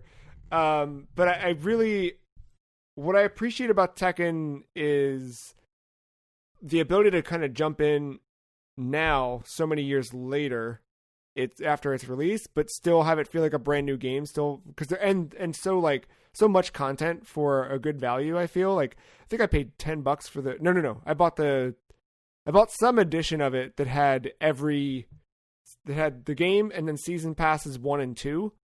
So I feel like I got a good chunk of the game for under $20. I don't have season 3, but I looked at the characters, don't really care that I need. And then this week I bought season 4, so I got Kunimitsu, whoever the next character is, and I got that new stage. And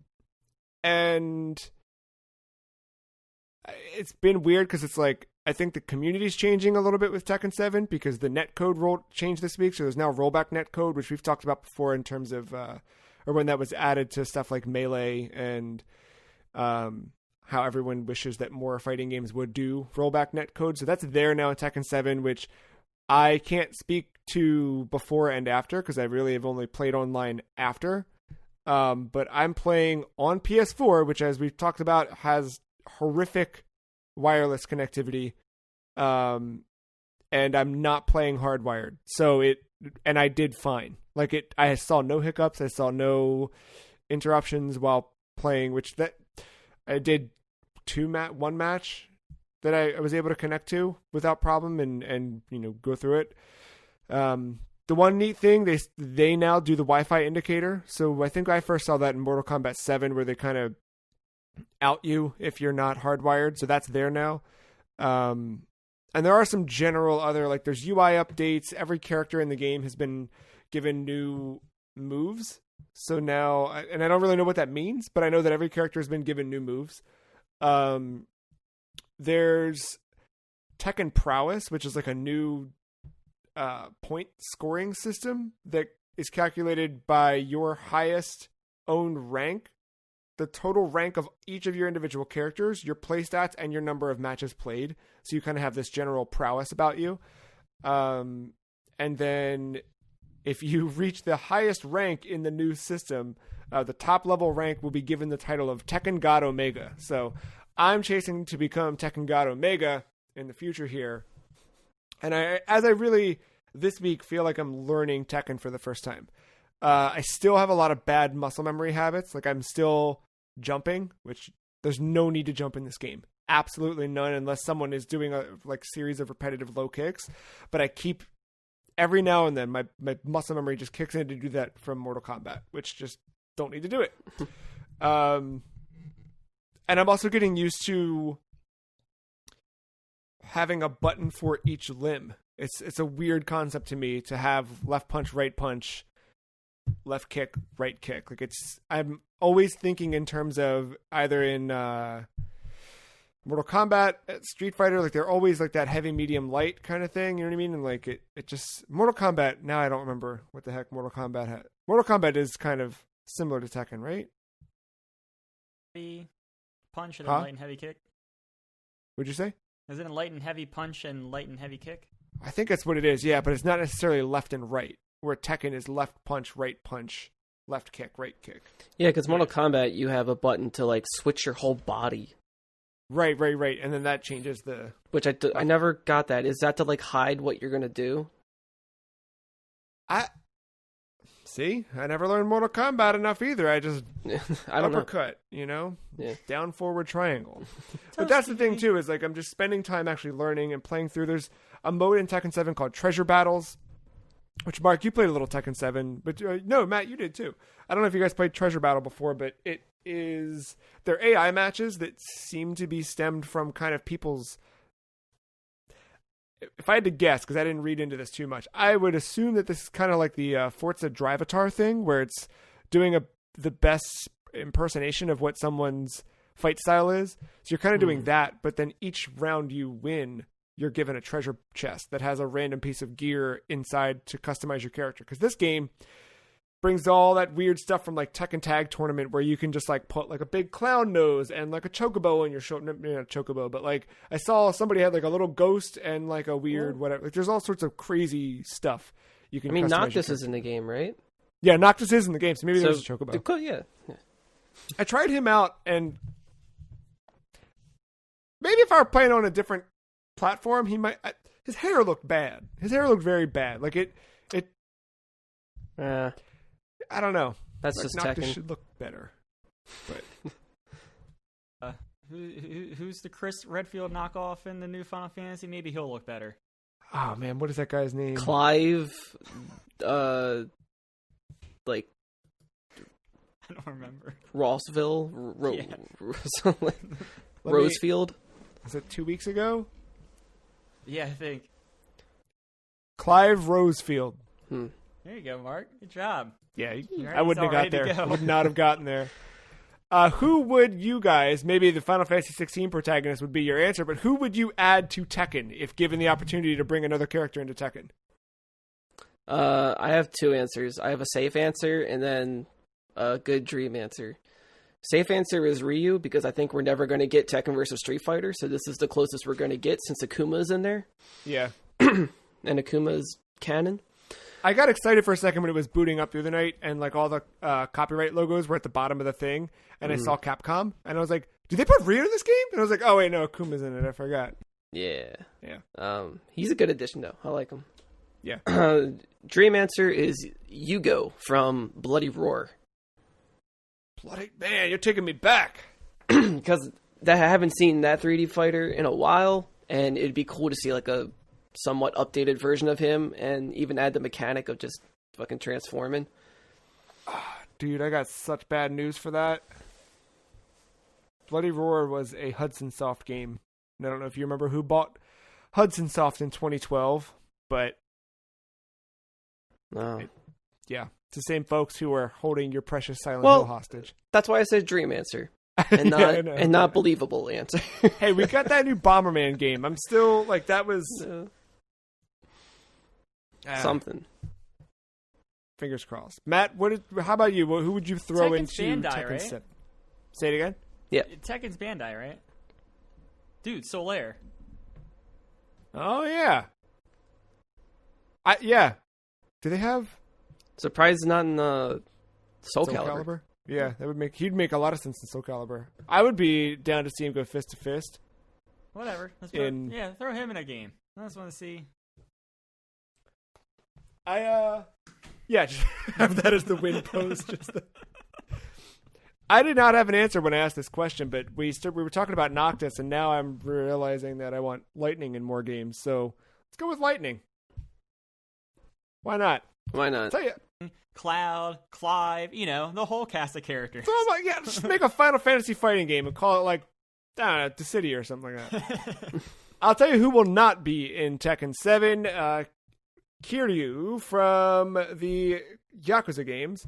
In an interview this week, Yakuza series creator and producer Toshihiro Nagoshi was asked about Kazuma Kiryu joining the roster of a fighting game, and he said, "We do get this request a lot. Of course, there are exceptions, but fighting games generally have female characters, and personally, I don't really want to see Kiryu beating up women."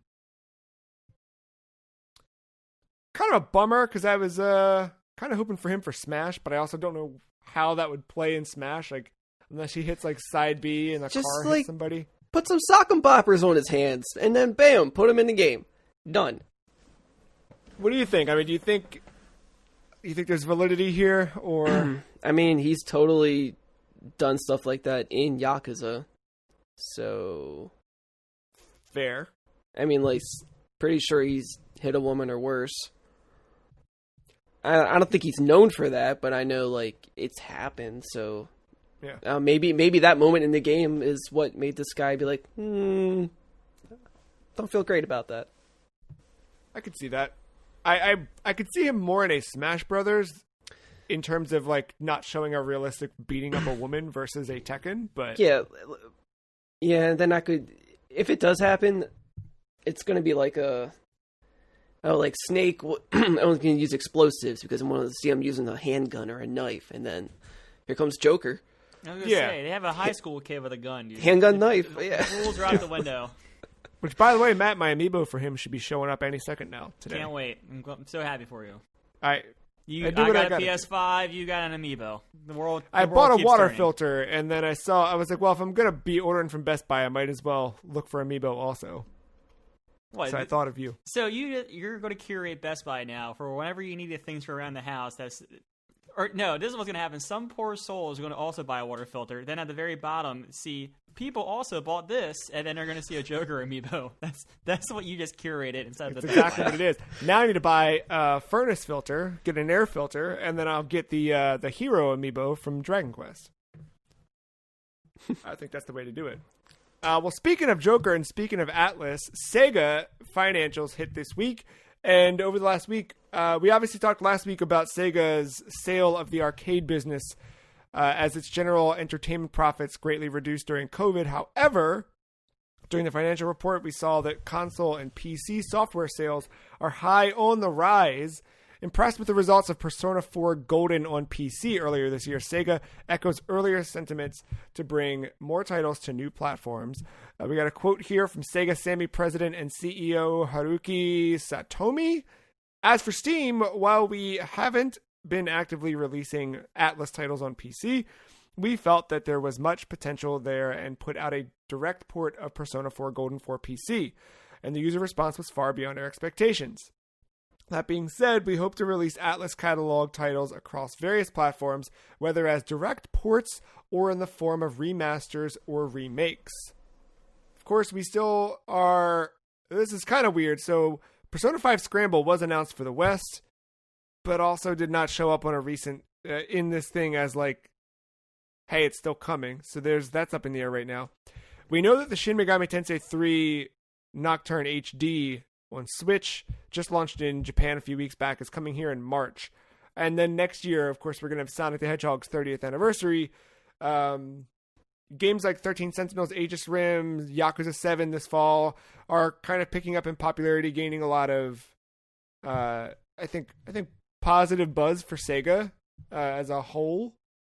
How do you guys feel about the future of Sega? That's a very broad question, I know. I think I don't know a time where I'm not like subconsciously concerned.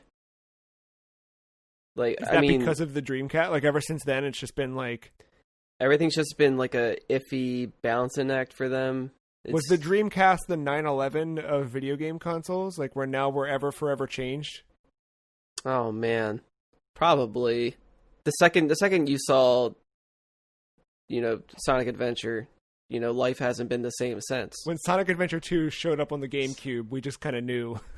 Wait, are you trying to say that the fall of the Dreamcast was an inside job? Is that what you meant by the 9/11? yeah, exactly. Jet fuel can't melt. Its name. It goes by Chaos, by the way. Yeah. Yeah. I mean, I guess it's good that they have partners. The arcade thing, I remember from before, like that kind of worried me, but at the same time, maybe more newer opportunities can arise out of this. So, well, I'd like to remain hopeful. I think the hopeful. thing with the arcade piece that's nice is they still retained 15% of those shares. So, while another company is going to be, seeing most of the profits from that, that other company is going to take over all of the expenses to it, while Sega can still just get a kickback for having the name on the building and stuff like that. So maybe that will potentially turn into a positive source of revenue that leads to more great games for us in the end. Is there a game from the Sega or Atlas specific history that you hope ends up somewhere else than it previously is? Either, like he says, a remaster or a remake. Do you feel like he says direct ports or remasters or remakes. Is there something in that history of Atlas games that you feel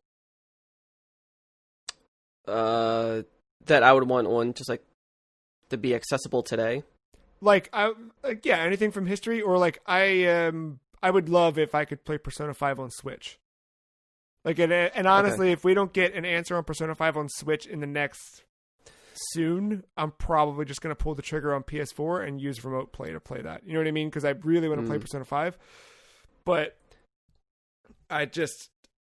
you could buy a PlayStation 5 and do the PlayStation Plus collection. No, see, that was the thing this week where I was like, God, Jim Ryan is just an awful person. Because I was like, oh, they're doing that PlayStation Plus collection. Oh, it's just PS5, right? And then I double-checked it and I'm like, yeah. So these PlayStation 4 games as part of a big library service exclusive to PlayStation 5 because Jim Ryan hates everything.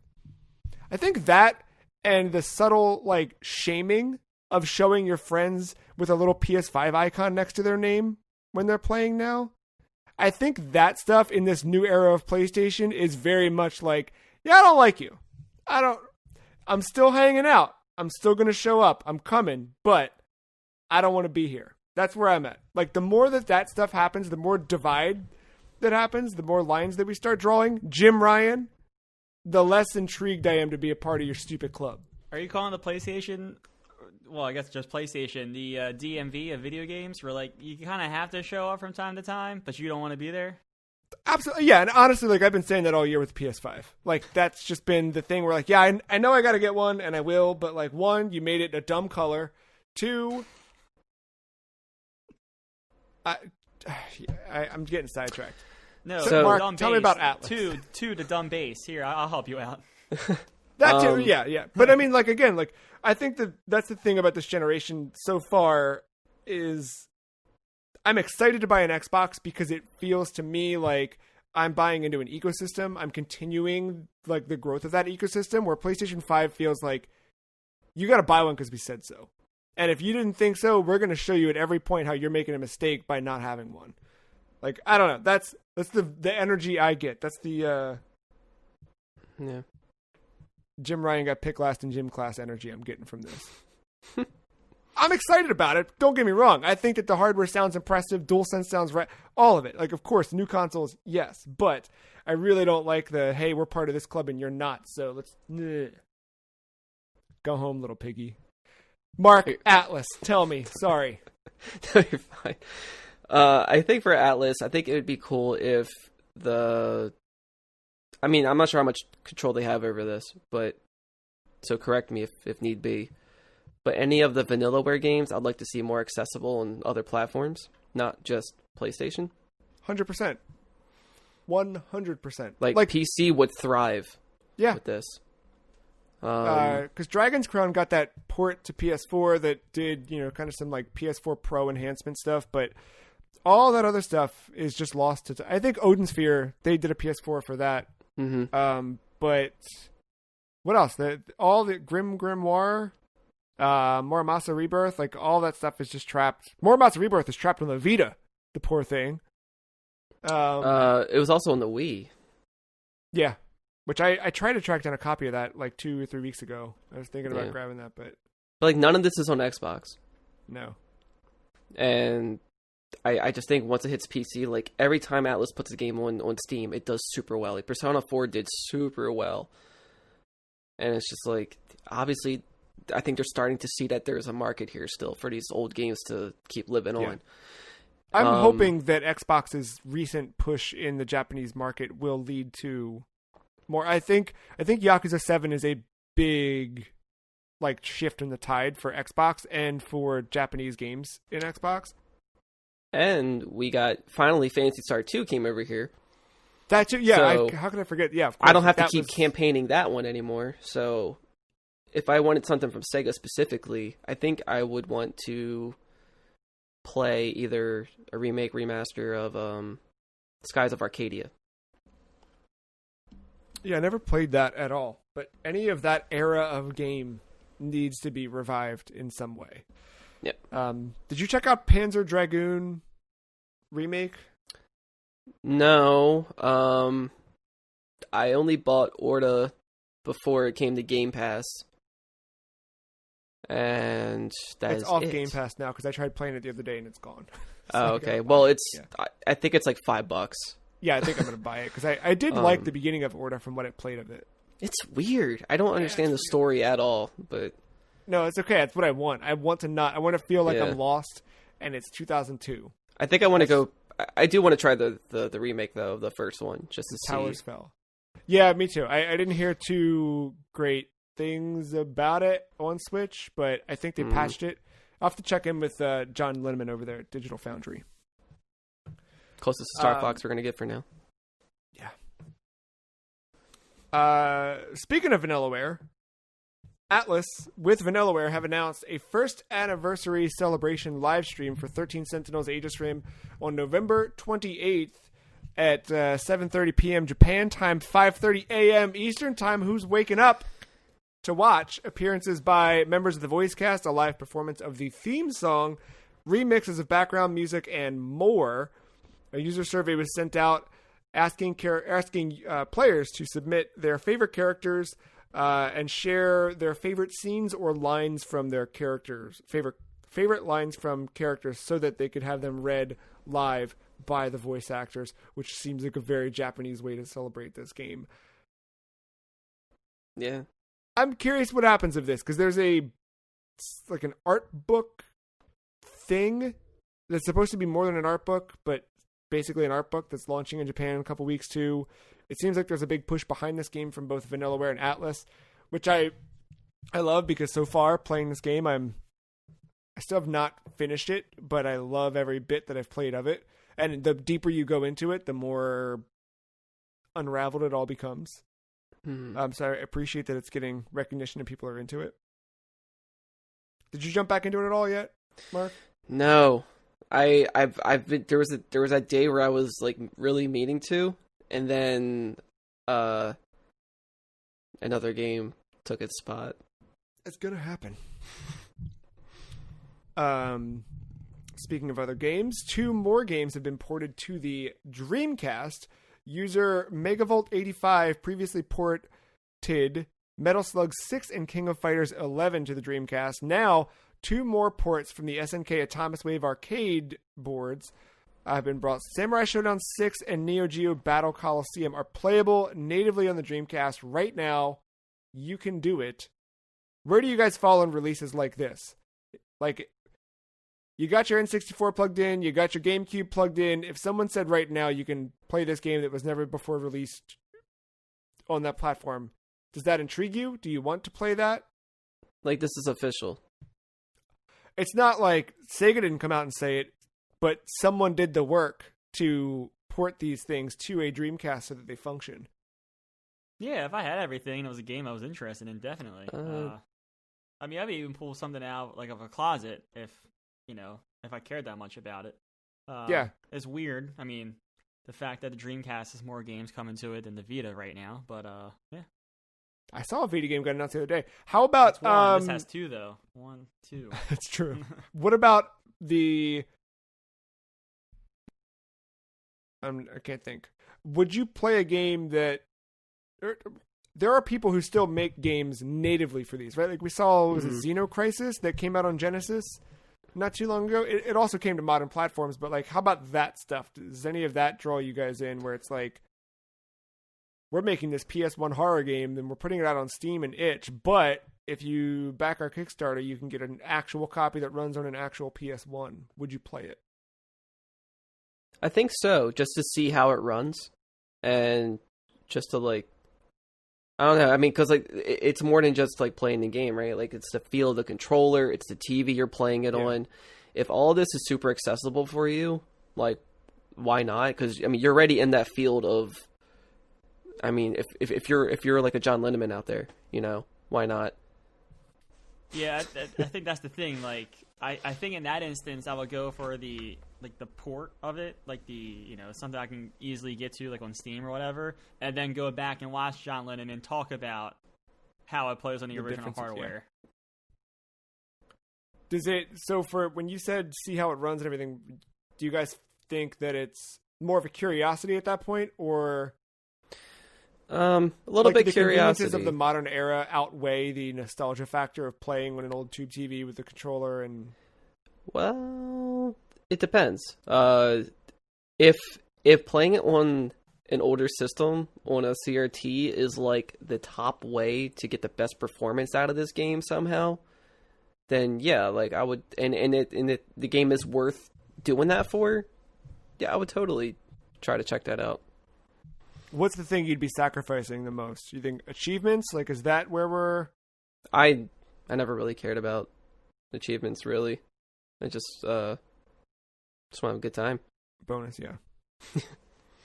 What about ports of old games that come to new platforms, such as Guichi Suda, aka Suda51, appearing on the Indie Live Expo 2 last week to reveal Silver 2425, a compilation of both the Silver Case and the 25th Ward, the Silver Case, for the Nintendo Switch. Due out in Japan on February 18th, 2021. No worldwide release date confirmed, but the translators noted during the stream that an English release is planned.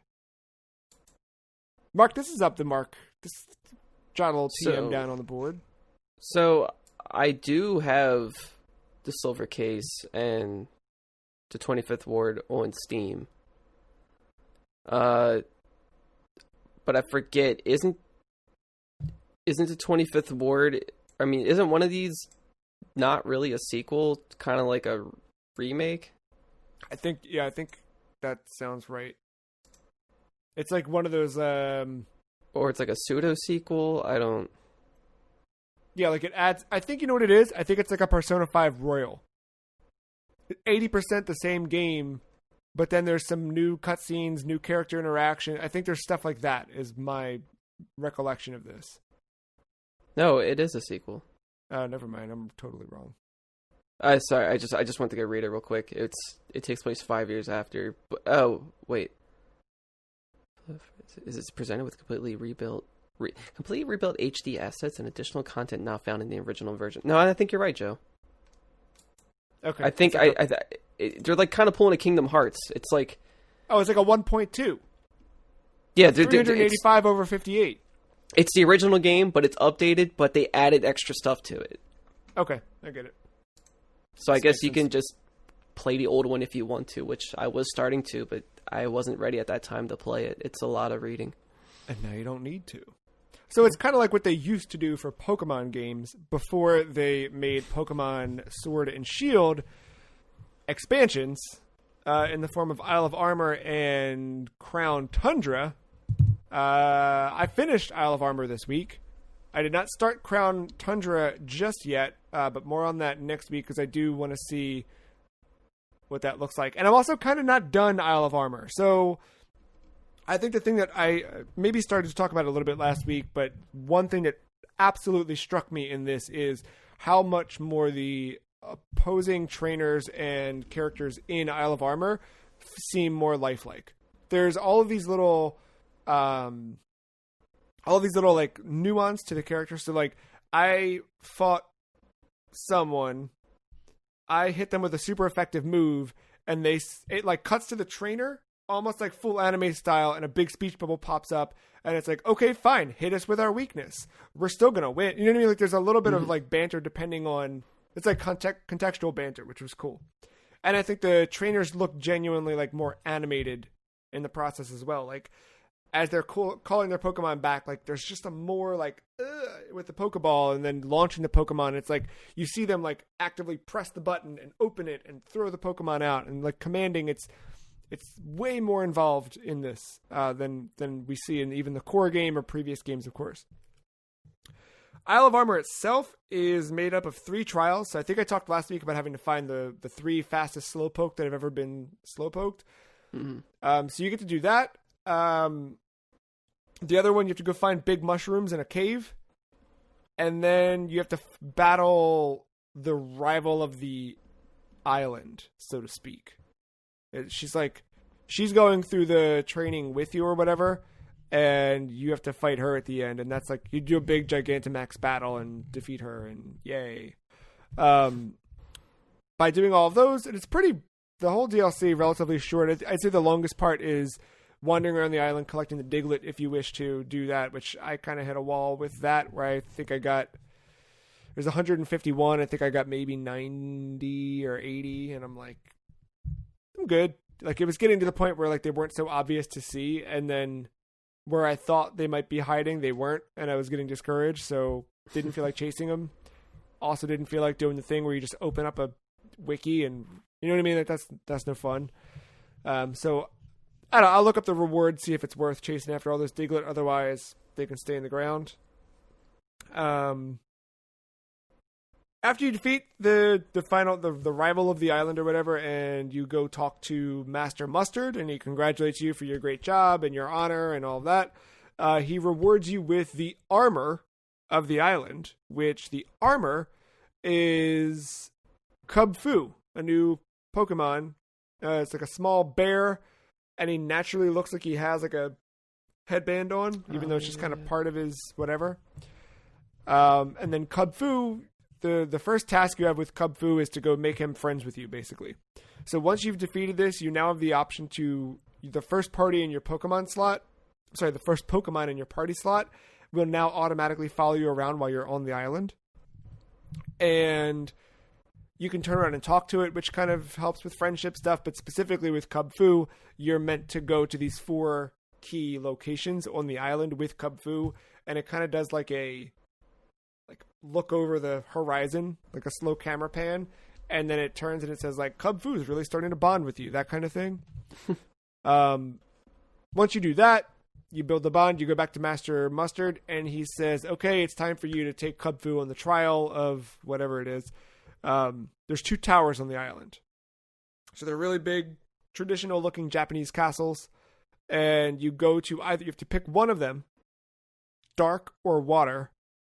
There's 5 floors in each of them, and you have to climb the floors with only Cub Fu in your party, make it to the top, and when you do, Cub Fu will evolve into either, I forget what his evolution name is, but it's either a dark type or a water. It's dark fighting or water fighting are the 2 types there. And they have different Gigantamax forms on top of that as well. So I thought I made my decision, went to the tower. When I talked to the guy at the front of the tower, he was like, all right, so here's the deal. Cub Fu's got to be the only one in your party. You got to make it all the way to the top. This is the greatest trial ever. Also, Cub Fu should be level 70 or above. You good? And my Cub Fu was like level 53. So I think what I'm going to do is just go back. I'm going to go start Crown Tundra. Leave Cub Fu in the party. Slowly raise him up. Once he's at 70, then I'll go back and finish that stuff up. Because I have that option, which is cool. But generally impressed with Isle of Armor. Like I said last week, I think the free camera and I think the kind of open world, semi-open world little island you get to explore really adds a layer of depth that Pokemon Sword and Shield were lacking. And I really hope that whatever they're doing with Gen 9 is looking directly at what they did with Isle of Armor. And I assume Crown Tundra, I'll find out this week, but I assume that both of them, or I hope that they both play a heavy influence on how Pokemon evolves in its next iteration. Urshifu. That's his evolution?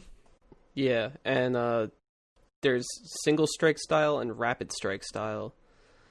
So it's like a traditional karate looking one. He kind of looks like Akira from Virtua Fighter. Yeah. And then you have rapid strike, which is more like a Muay Thai kind of looking thing. I don't know which one I want to do. I think I was going to go with the blue one. That would be the rapid strike. But then I don't know. I would do single strike. It's very just a one punch, get it done kind of thing. The single strike I think is the dark type one, right? I think so. Yeah. I wandered somewhere trying to find the dark type tower and ended up at the water tower. And I was like, well, I'm here. I'll just do this one. And then I talked to the guy and he said I needed to be level 70. And I was like, I'll come back. Yeah, if you look at their Gigantamax forms, they it's reminding me of Ryu versus Sagat. Oh, that's okay. That's cool. Yeah, I think Isle of Armor was I like the fighting motif. I like the martial arts kind of backdrop that they have kind of overlaying the entire story. I think that what they did there was cool. And honestly, technically, if you're listening and you're like, that sounds cool, I kind of don't want a traditional Pokemon experience, but I want to play that, you could buy the game in the DLC, because they just did a combo pack now for $60, I think, where everything's all in one. And as long as you get to the wild area, which is pretty early on, you can go right to Isle of Armor. You don't need to go through the entire campaign. So you technically could just go play this. And honestly, I stopped. I think I'm good with Isle of Armor just because I'm ready to jump into Crown Tundra. But there's still a lot more for me to do on that island that I haven't explored. So I think you could get a good bang for your buck there. Where you can't get a good bang for your buck is seemingly Pokemon Go's Pokemon Home transfer service, which began to roll out this week to high-level players starting at level 40, slowly trickling down until eventually everyone will have the option. In order to transfer Pokemon from Pokemon Go to Pokemon Home, you have to use a special transporter in the game that requires enough energy to push the Pokemon through the transporter. Of course, you can speed this up with paid currency. Pokemon transferred through this into Pokemon Home cannot be transferred back to Pokemon Go. It's a one-way transfer only. I looked at this and I'm like, I saw like you can transfer multiples at a time, but you need to have enough of this special energy type, and the only way to get them is by waiting. So it's like you have to wait a week to transfer 2 Pokemon. It's kind of what I was seeing, depending on the level and the CP of the Pokemon and all that stuff, which just seems like such a bummer. Because you're already paying for Pokemon, which you don't have to pay for Pokemon Home to do this exact transfer, but... Pokemon's come to a point where they need an infographic for all this. Yeah, their naming is not good. You know what my favorite part of this was? I got an email about this from the Pokemon company. And I was like, oh, sick. I'll start pushing over some of those ones that I don't play Pokemon Go anymore, so I got a whole bunch of them in there that I like. Let's just get them into my library. I open Pokemon Go. I don't have the option to... I'm like, I don't see the way to connect this to home. I go back to the email, which takes me to the website with the more details. I'm like, okay, well, clearly they'll explain it in here what I'm doing wrong. Please see Niantic tweets for when this will become available to... And I was like, oh, okay, cool, great, thanks. So, yeah. There's also a Gigantamax Mail Medal that is being given away in Pokemon Home as a celebration of the launch. I couldn't tell if that was just in Pokemon Home, or I'm going to look at that right now, actually. Or if you could do that, if you had to use the transfer service once to make it work or whatever. Actually, I'm not going to look at that because I'm not signed into Pokemon Home, so I will do that later and report back. One more Pokemon story for the week. Metapod sleeping bag pre-orders have opened in Japan at the premium Bandai shop. Set to release in April 2021. You can lock yours in for a cool $350. Matt, how many did you pre-order? Zero. You wouldn't want to sleep. This guy looks very comfortable inside of a Metapod. I made the very tough decision to stick with my PlayStation pre-order. So I went with that. That's where that money went. You could sell your PlayStation pre-order and get a few of these, I bet. I probably could, yeah. Sadly. I will ask both of you, which other video game character would you sleep inside of besides a Metapod? I have no idea. I have to ask you to elaborate on this question. Do you mean are these characters in a sleeping bag form, or are these currently living video game characters that I will be somehow getting inside of and sleeping? I think that's up to user discretion. Okay. I have a couple answers, and they're all dumb. Duke Nukem. No, if it can work, I think somehow a Kirby sleeping bag would be pretty cool. Yeah, okay. See, I asked this question not thinking I would get a good answer, and there it is. You gave me the actual good answer. Or as a real character, because it's just infinite. It's just a black hole inside of him, basically. You can store galaxies inside of him, so you wouldn't know if you're inside. We don't know if we're inside Kirby right now, is what I'm getting at. I think we might be. People Maybe. are asking Knowing if we're Sakurai. in the Matrix. I think that's the better question. Are we Or is the inside Matrix Kirby? inside of Kirby? It's a lot to unpack, but I think yes. Yeah, definitely the deepest sleeping bag of all of them. Yeah. Another dumb one was the cloud that Lakitu, Yeah. Lakitu, I don't know how to say his name, rides. I don't know. Yeah. My favorite one though is Donkey Kong. Now hear me out. So yeah, imagine the way you would... It's kind of like a giant parka that's super padded. So it's just a giant, dumb Donkey Kong costume, but the face is cut out for you. But the rest of it, like the arms are super padded with pillows on the arms. There's pillows in the legs. You zip from the stomach up. It's just a giant, super padded suit. You can't really move in it. You just lay there. Are you kind of in like memory foam? That's the feeling I'm getting, both inside him and inside of the Kirby sleeping bag in my mind. Is that you're almost like totally constricted. Yeah, I mean, you can move, but you feel weighted. So yeah. Isn't this what John Cena does? Does he? It's basically just like a giant weighted suit for exercise. And if you can go upstairs with this, you will be swole by the time you come back down the stairs. Is John Cena just DJ Qualls inside of a Donkey Kong suit? I don't know. I don't know. I'm not allowed to talk about this. Fair enough. Mark, I never played Genshin Impact because I couldn't use a controller, but you said you can use one on PC, and you played quite a bit of Genshin Impact this week. Tell me about your experience, because I ended up jumping back in on phone and PC eventually and got going a little bit, but you're much further than I am. Yeah, so this was the game that took me away from 13 Sentinels, and I think Resident Evil 3 was a little bit too, but more so this. I was not expecting to dive into this as much as I have been. I think I've played this for, I think we're almost at 20 hours. Holy heck. Just one whole day was just gone. I didn't even realize it. That's insane. So this is free-to-play Breath of the Wild, right? And I didn't realize that. I was like, okay, well, they made a game that's inspired by Breath of the Wild, and it's kind of like playing it a little bit though. Like, it is Breath of the Wild. You get a glider. You're just wandering. There's climbing exactly the way that you would climb as Link. Like, it is. There's little goblin bases, and you can cook.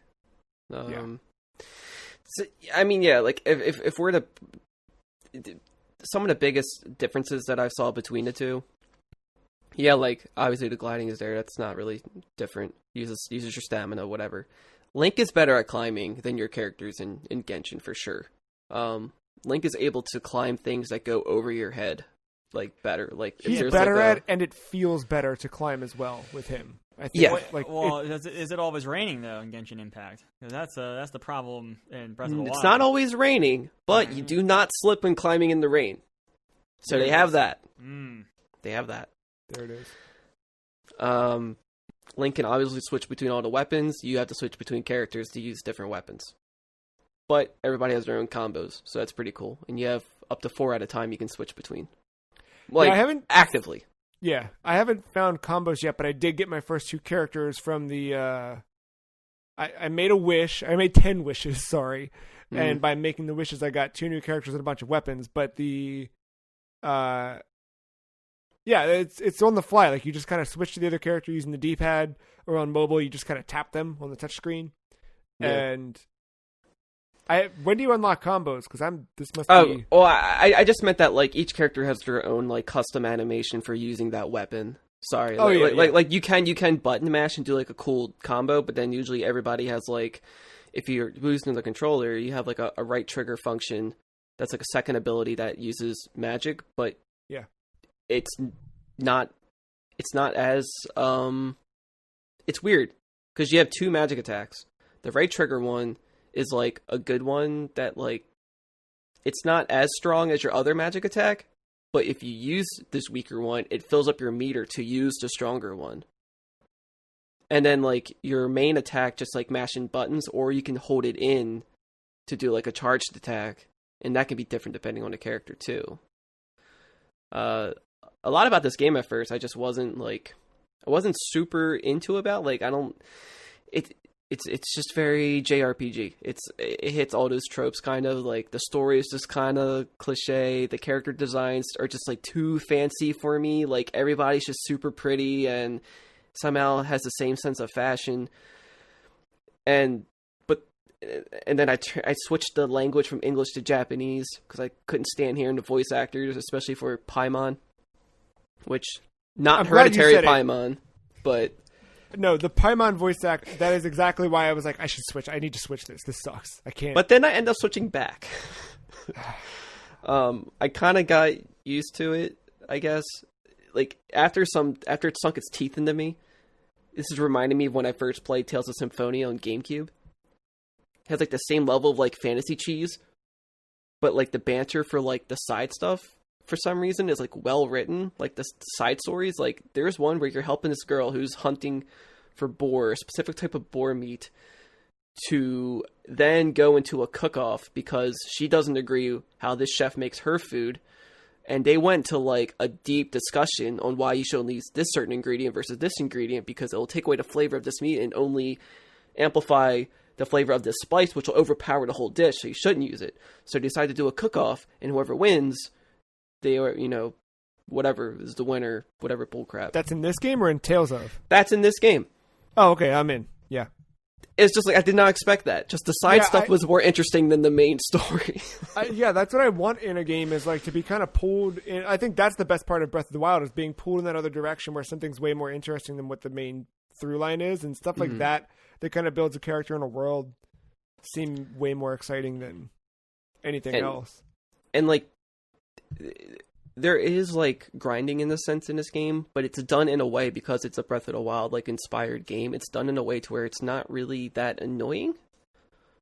You can get experience because just doing various things. It doesn't always have to be fighting enemies. You can always be like exploring, do some like last minute little missions that happen to pop up out of nowhere.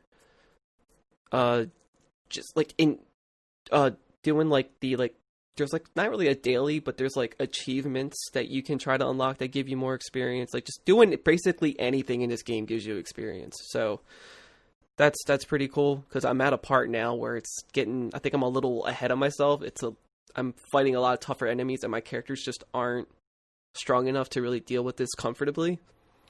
So to that end, my like exposure to this game before was just kind of on different podcasts, people talking about it, really excited about it, but it was always kind of added that like, yeah, and it's a free to play game and it's gacha, so you get the new characters by rolling forward and blah, blah, blah. And I think early on when they first kind of throw that at you that you're going to make a wish, and if you don't have enough wishes, you can buy more of this Gemosphere that you can use to trade in for semen coins or whatever, and then that turns into wishes again.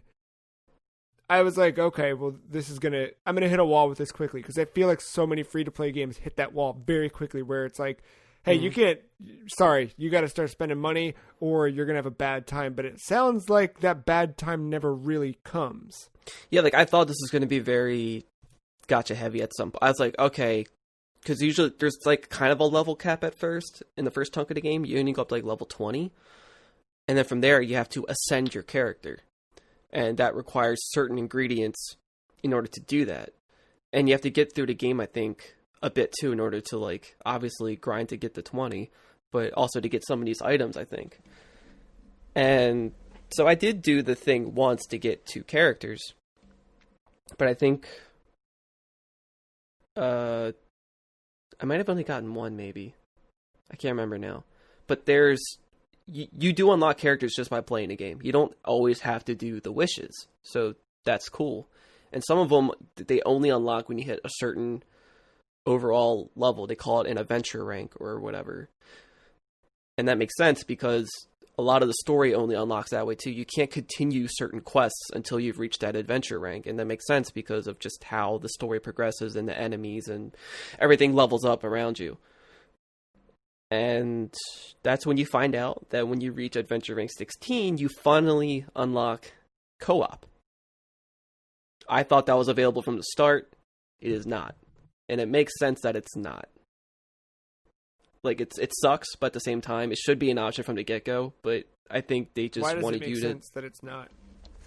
I guess just for you just to have enough time with the game to fully understand it and feel more, I guess, fluent with it before playing with other people and knowing how everything really works, because the reason why you have 4 characters to switch between, every character has their own weapon, yes, and their own elemental abilities. And this is also outside of fighting. Like, sometimes you might have to blow up a wall, so you need a fire character who has an explosive. Or you want to freeze water to walk across it, you need an ice character. Or there's just certain... There are puzzles like Zelda throughout this little thing, albeit not as involved or well thought out as Breath of the Wild. It's not as challenging, but it can be challenging. It's usually pretty simple. Well, that was what I was told when I was thinking about getting into Final Fantasy 14. Was because I was like, should I skip? And I was like, no, you should do it, only because if you skip, jump to the level cap to do the new whatever, you're not going to understand any of why you're doing what you're doing or how to do it. So it's worth going through the process of it. So I guess gating off multiplayer until level 16 makes sense. I am level 5 right now. I see. Your adventure rank, whatever? Adventure rank 5, yeah. My character level is... Oh, well, this isn't my main character. My main character is level 14. Okay. Yeah, I mean, but like the adventure rank stuff, it happens fast. Like, it doesn't take a long time. Yeah, it seems like it's been milestones. Like, I complete a little, like, side mission or, like, a main mission, and I bump up a rank level. Yeah, like, you can keep doing the main missions until it stops you, and that will get you a good chunk of the way there. Yeah. But what I'm excited about, like, whenever there's a chance to try co-op, is when having 2 characters on the screen at once, and you're combining your magic that way. Oh, that sounds cool. Because if you're, like, for example, if you're fighting, like, an enemy who has a fire element, and you're using a fire element, obviously you're not going to do that much damage to it, because it's already, like, there's a fire icon above it. But if you add water to it, or ice, you can cast, like, a melt ability to them, where, like, it kind of lowers their power. That's cool. Or my favorite, if you add lightning, it makes them explode. Lightning and fire? Lightning and fire is explosion. Or, like, even wind and fire is explosion. Like, wind to any element only amplifies that element, I found out. So I was like, alright, that's pretty cool. So there's a lot to this that I'm not able... Like, I can juggle between my own characters to try to do everything at once, and I have done that, and it's pretty much, like, overkill. But I think it'd be cool just to, like, keep doing it with somebody else, especially with the weapon varieties and everything happening at once. And could you do this with up to 4 people for co-op? Or is it yes. 2 to 4? 4. And I'll say, like, the mobile controls, touch controls, not bad by any stretch of the imagination. Like, it's not ideal. As soon as I switched to a controller, I was much happier. But playing with touch controls, totally doable. Like, laying in bed last night before bed, I did another mission. You know what I mean? So it was just like... I like that, and I like that we're at a point with video games that we can do this stuff now. You know what I mean? Like, yeah. The fact that earlier I talked about Persona 4 or Persona 5, and an actual feasible option for me to get that game is playing it remote play on my phone or my iPad. That's super cool.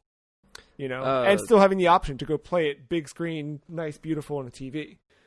Yeah, definitely. And it's not even that big of a file size. I think PC was doing like 14 gigs and some change. Yeah. Yeah, I'm going to jump into more of that later today for sure. Have you guys spent money on this game yet, or you still just free? I have spent money on this game. I was going to say, Mark had that face. Because I was trying to see because I didn't understand, like, one of those, like, wish things. There was a section that just had all, like just girls in purple on it, and I thought I could get one of those characters. But I think it's only, like, a weapons-only thing with that one. So I was trying to get one of those characters, and it just never worked. Yeah. Oh, but that's another cool thing. A lot of these, like, so it's like instead of shrines, there's not shrines everywhere, like Breath of the Wild, by the way. A lot of this land is kind of barren for the most part because of that. But there are some little dungeons or temples that you go into, and they're mostly kind of short and kind of simple, but sometimes they let you try characters you don't have yet, and because they're mostly required for that place. But also, I saw that there was some new characters that they were announcing, and you're actually able to try those out in, like, a trial version area, which is like a little, like, challenge arena, and you fight some enemies and try to survive with them. And that is your time to try that character before finding a way to unlock them or buy them or whatever. So I thought that was pretty cool. And you also get rewarded with items for playing each of those. So I thought that was a pretty cool way of not having to, like, buy something just to try it. It overall seems like a solid game. I want to get more into the story a bit, because right now it's very nonsensical JRPG, anime, whatever. It's very dry at first. You just if you're able to tune out and just pretend it's another Zelda, like I've kind of just been doing it in the background of other things. Like I watched a couple of episodes of King of the Hill last night while I was playing on my phone, and that was good for me. But yeah, I like it. I generally like it. I want to see more before I can like really understand it, but it's been a good time. I was surprised. Not a good time, or not as much of a good time. Destiny 2 Beyond Light dropped this week, and I know what I said like 6 or 7 months ago, that I was out. No more service games. I'm not doing it. I'm not talking about Sega, but no more games as a service. But then they put out this game on Game Pass, so I was like, you know what? I do like the main. Whenever they do a new story hook, I like to watch through those, play through those. It's always fun to just shoot stuff. Be frank with you, like this week at work just was a long, crappy week, so being able to like just mindlessly pull the trigger, didn't mind it. But I think I'm done. I don't think I'm going to finish this expansion. So there's a new enemy type, which is Fallen, the Fallen race, but now they're wearing blue stuff instead of purple stuff, so that's cool. Except it's not.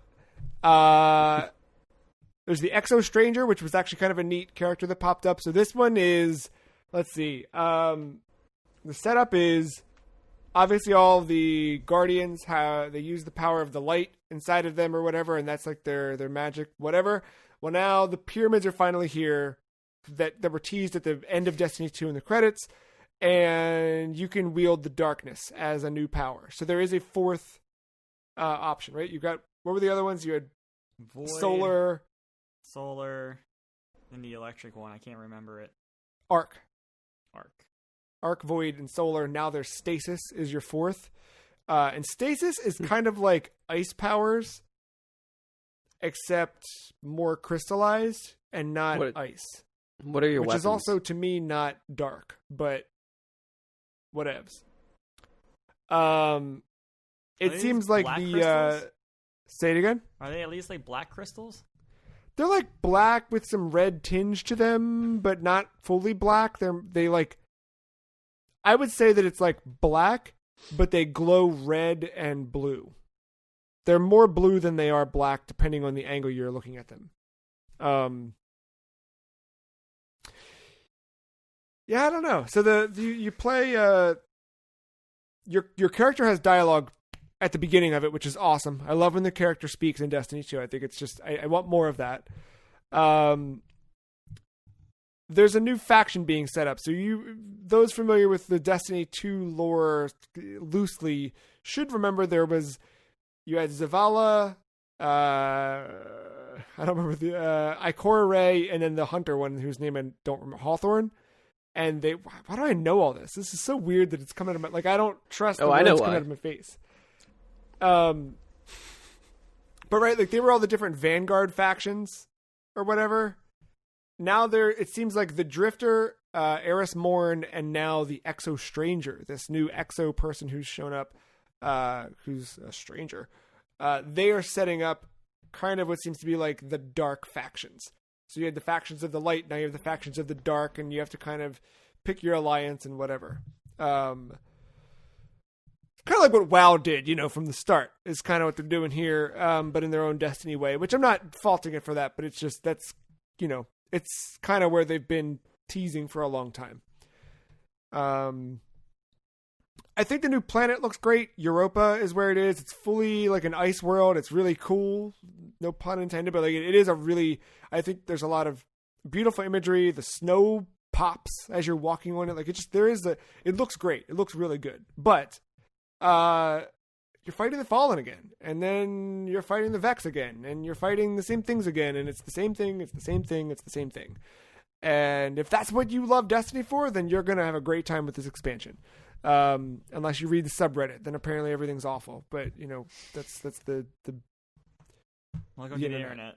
Yeah. I am done because I don't think the new powers are that exciting. And I know I haven't finished the quest that gives you the full power of the new power, but it's not that exciting to me. I'm fighting the same enemies. It's the same thing. There's nothing new about this. There's nothing that feels inherently new. Yeah, you're in a new area, and yeah, they did a great job with it. And considering the fact that I know it was delayed, but they shipped all of this and did all of this in the circumstances of this year, I think about all that stuff, knowing how that team worked, and super impressive. And it's cool, and it's rad that they got that out there. It's nothing new. It's the same game. It's the same stuff. The one change that they did that maybe this will get more people intrigued is it's difficult. It's very difficult. The first boss fight, I tried 16 times and I turned it off and then went back. It's tough. It's not an easy thing. And I think if we paired up and we went into it a little bit, maybe you'd strengthen numbers kind of thing. But even the opening fight. So this season, this is where they first vaulted a bunch of stuff, right? So that's their term for putting taking content that wasn't being played, putting it in the Destiny vault, so to speak, so that they can shrink that install size, because that install size got ridiculous. So they did that so they could shrink the install and make it a more approachable experience for a new player and make it so that legacy players had more focused content to play in. I think that's smart because there were so many planets I never traveled to. I only kind of stuck to certain things that I knew I needed to do, and I think that's a good approach. In doing so, they made all of your gear, all of everything, up to 1050 at the light level. Even your stuff in your vault, everything is 1050. You're quickly, immediately, I was oh, cool, I can wear my deer head again. Oh, I can do this, And then I take a step, I get an Ingram. All right, well, not wearing that anymore because now I'm whatever. And I was excited because they were supposed to roll out transmogrification in this one. It got pushed back. They're not going to launch that until February. So I still have to look like an idiot and not get to look cool like I want to look. I'm running in and powering up, but I hate the power grind in this game. I just don't have fun with that. I think I'm good. I think, I spent some time with it this week. It looked pretty. It looks great, but I don't know. Maybe when transmogrification comes out, I'll finish this DLC or something, but I'm just not. Yeah. That's a shame. Yeah. I know that they Crucible is a mess right now because those new stasis powers are pretty overpowered. Oh, great. They had to delay the launch of the Trials stuff until the end of for the season. They delayed a little bit because of stuff with certain weapons that's too overpowered or broken or something. So there's some changes happening and whatever. And it seems like Destiny is Destiny still. So if you were wondering how the annual expansion is, there it is. What are you guys out totally? I know, Mark, I've dragged you back into that game every once in a while, and I feel bad for it because I feel like it was only one other time. Yeah, I know, but it felt even though it happened the one time I pulled you back in, I felt terrible and I felt like I'd betrayed you.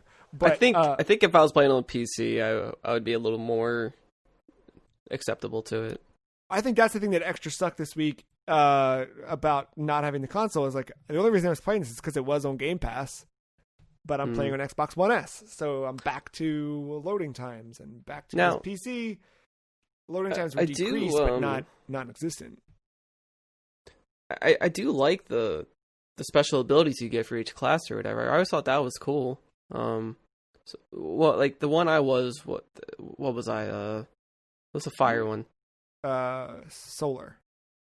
Okay, yeah. So that had a hammer and I think you could do Thor's hammer, and if you were a Titan, you could do the shield. Yeah, okay, basically, it could be Thor and Captain America. Right, and then another one. And then, what was the electric one? Was that a staff? Yeah, staff sounds right. And you could like jump around as the Hawk or something. Yeah. Yeah, you could basically just be the Avengers. And the other one was kind of more like magic based, right? Like, wasn't that one more just like floating around and like shooting stuff out of your hands or whatever? That Yeah, one, yeah, the the purpley wizard. one. The what? Not the wizard, but like the warlock. Yeah, yeah. So then, what is the stasis one or whatever? That's a Stasis- subclass. That's a different. Yeah, color. it's subclass. Sorry, it's like instead of being the fire, electricity, or magic, it's Right. ice. Right, but like, do you get like a magical weapon or anything? Like, do you get like another hammer like to throw? for your or- super? I haven't gotten the super yet. I didn't even get that. Oh, is that okay? That's what you meant. Oh, okay. Yeah. I got. What did I get? In like a thing you do where you're like you get to like kind of explore it or whatever. I guess I did get kind of a super. Yeah, no, I did. I'm sorry. You get a it's like an ice spear that you throw at people Okay. or at an area. It freezes them, and then when you hit a different button, it does a pulse wave that makes them explode, like if you shattered ice. That's cool. So like a javelin. It's like a javelin. It's like a javelin, like an ice javelin. Kind of like ice fishing or whatever, you know? Just Yeah, you do that, and then you set the pulse so that everything blows up. Look, man, it is not bad. They did a good job with it. It's just I'm out. You know what I mean? I can't. Yeah. It's not a new experience, and I think that's the thing I've learned this year more than any is that I just don't have time to keep retreading the same ground. Right? Like I get it. Also, like caring about the world matters too a bit, and like, if that's a design that's up your alley. Like for me, my problem with most sci-fi games is that like they're too clean. Does that make sense? Yeah, I don't know how else to describe it. Everything is just super clean and sleek, and it's like that's just I don't know. Yeah, and I think It's pretty I love the planets in Destiny, but like, just I don't know, just something about it overall just makes me sleepy looking at it. the other side of this one too. This is my last piece on Destiny because we spent too much time on it already. But I'm intrigued by this like new faction, and I like that the Drifter and Eris Morn are all doing whatever they're doing with the Exo Stranger. You don't get to see them. You get like I don't know, like the promotional material for this. Like you see the cutscenes for it and everything. It's like, man, we're gonna go on this big adventure, and it's like there's one cutscene. You know what I mean? Like there's just not a lot of that stuff. Like there's still. I'm not asking for like an hour of cutscenes, but like I want more of those things and less of, okay, let's slowly like get a character into frame, have it like kind of buffer while the menu loads. That's going to bring up the little thing next to them that shows me which bounties I can get from them. Because like every new character you interact with, it turns into, okay, here's a bounty screen. It's like, all right, you're doing nothing new. I'm out. They just need to make movies. Or maybe Bungie should go back to making Halo. Maybe not. Maybe I don't know who should make it. Somebody should make a Halo. They should put one out. They're putting out Halo 4 on the PC November 17th, which should cap off the Master Chief Collection on PC. You guys gonna jump back into Halo 4? No. That game not good.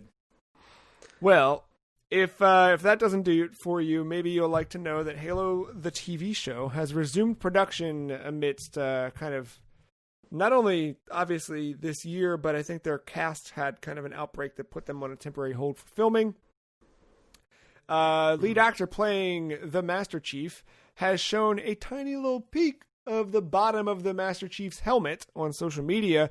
And then we learned this week that the original actress announced to play Dr. Halsey and provide the voice and likeness for Cortana will not be continuing with the project due to a scheduling conflict. But Jennifer Hale will reprise her role from the video games to play Cortana in the show. And Dr. Halsey as well, which is kind of dope. What do you think? I mean, I think Halsey's model might be based off of her anyway. Oh, so it's kind of all fitting. I don't know. Don't quote me on that. It would make sense though if they did do it. I mean, look at Buck. It's just Nathan Fillion. You know what I mean? Like it's looks and voice. So. Yeah, I mean, I was excited about the other actors they had for the game, or for the movie show, whatever it's called. Yeah, it would have been interesting to see a different iteration for once, just to see. Like it wouldn't. I don't think it would have ruined anything. Yeah, but either way, this is cool. Yeah, not complaining. Also in development, a new game in the Mass Effect series. BioWare confirmed last week the new Mass Effect remastered trilogy we talked about middle of the show. During N7 Day, BioWare also confirmed that a new Mass Effect game is in development, featuring being worked on by a veteran team creating the next chapter in the Mass Effect universe. Matt, as the resident Mass Effect fan, how excited are you for a new game in the Mass Effect? I think they were key in saying veteran team here to let you know it was not in saying veteran. Veteran team. What they added at the end that you didn't see was a veteran team who previously worked on Mass Effect Andromeda. That's their veteran. Yeah, That's why. yeah.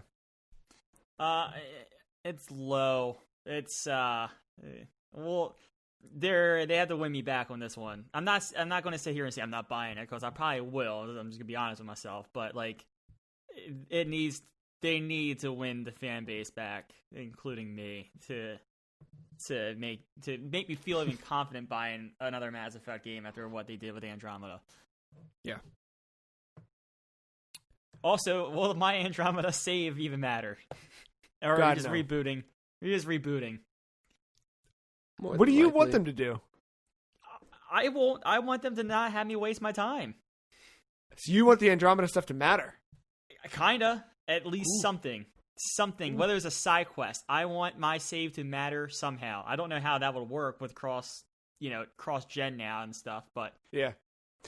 I don't want my time in Mass Effect Andromeda to feel like a total waste.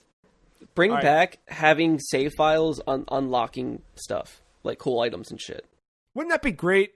That would be fine. I don't want another reboot for like a setup for a trilogy again, because that's... No, you did that once and you fucked it up. Don't do this again. So I don't know if I did this or not, or if I just thought about it a whole bunch, but I'm gonna do it right here and just ask you guys, is it time? It's gonna cost us nothing.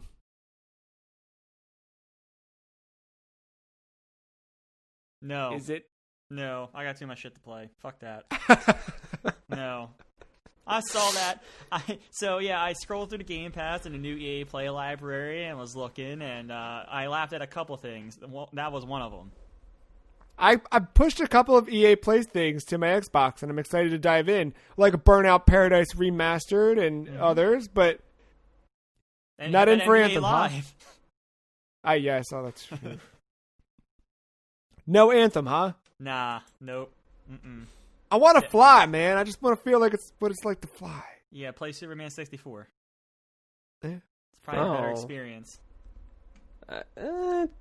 Marc, you tasted a bit of Anthem at some point. Where did you I tasted, what was it? The alpha, the beta? I don't know what it was. Yeah. But that's all I've played of it. Me and my other friend Joe. And that was fine. Kind of generic for the most part. It felt very Destiny at the time, because it was just like your guns mattered more than your suit kind of did. Right. But then after we did like... Yeah, after we did like the one mission, you could just fly around if you wanted to, and of course I was going to be the big bulky robot. Or suit, whatever. And it's cool because when you're flying, you can have like a shield up for the big one. So I'm just running into things. I'm just plowing left and right. And that part was pretty fun. That was cool. That's about it. I apparently am already in. I guess the other day I did it. Mister, I'm done with games as a live service. I don't get the time. You're trying to get us to play Anthem, a bad Here's the thing. games as a service. It doesn't look like it installed. Good. Check your device is what it says you there, ran out but of space. That's why. Because your device is crying right now. You need to make sure it's okay. But I'll argue, as opposed to Destiny, this would be a new experience. No. Look, there's a better chance of me downloading Genshin Impact. And it's I solid. did. It's on my phone, so we'll see. I'll try it. Well, one thing I know that you'll also try is not one, not two, but three All Elite Wrestling video games announced this week. First, a traditional wrestling game developed by former WWE 2K developer Ukes announced this week. No set release date, but we saw a peek at what the game's going to look like. Seems like Ukes will maybe finally get to realize a lot of the things they could not doing an annualized franchise like the WWE 2K stuff. Before we jump into the other two, Matt, what's your temperature check on this? This is exciting. It looks like what they did with WWE All-Stars back in the day. And the other part of this, I can't remember his name now. I don't have the note, but the director of No Mercy is coming back for this. So, like, they kept saying about accessibility, like, making it an easy pick up and play game. That's great. That's something we absolutely need. And then two, the trailer, which is kind of exciting. The trailer showed one of the women wrestlers in AEW wrestling a male character. So that's something they seem to not be shying away from, which the WWE games do currently, which, not the biggest deal in the world, but I thought that was kind of cool. We'll see. It looked, pre-alpha or whatever they said it was, but, we'll see. I don't mind that art style as long as it plays fine and it doesn't play like Battlegrounds or whatever that new WWE game plays like. Well, how about AEW Casino Double, available this winter on mobile devices, where you can play AEW branded versions of slots, blackjack, poker, and roulette, and unlock things like AEW wrestler avatars for your profile. Yeah, I thought this was weird, but I guess it makes sense. It kind of aligns with their marquee pay-per-view Double or Nothing that they've done twice now, and I'm kind of assuming that's going to be a mainstay, trying to get that show back in Vegas yearly. It's whatever. I'll mess around with it. I played that Sega slots thing to piss you off for like a week, so I'll be around for this one too. Well, the one I think you'll definitely be around for, AEW Elite General Manager, being developed for mobile, which helps you realize Matt's dream. Well, Matt realized his own dream, I guess, with FCW. However, you'll be able to build a wrestling show and then battle against other people's wrestling show. Beta test for this coming soon, apparently. This is really cool, actually. Sorry. Yeah, this is something that the older WWE, like the SmackDown vs. Raw games, experimented with. But the fact that like you can kind of compete online, or I'm assuming against like friends that they had it and stuff, is going to be cool. The thing is like they don't have like the cross show competition, so like there's going to be like no single player to this. I don't think it's just going to be like your show against however they do their rankings or whatever. So yeah, we'll see. I'm optimistic. They seem to be leaning into this AEW games brand. I don't know they're going to necessarily. I think they're going to do a lot of self-publishing instead of reaching out to like another like an EA or someone like that. And even like the little like I guess you can call it keynote that they did on YouTube. They were having some fun with it. They kind of did like an Apple thing. Like all the wrestlers were coming out like with the black sweater, the glasses, and jeans, and like pretending it was like a keynote. So they were having fun with it, and yeah, we'll see. But I'm optimistic, more so than that Mass Effect game. How optimistic are you about Call of Duty Black Ops Cold War? Yeah, so finally, after what seemed like a 13-year build-up to this game, it is finally out. And I haven't played the multiplayer, haven't played zombies, and it's not in Warzone yet, so I can't talk about any of that.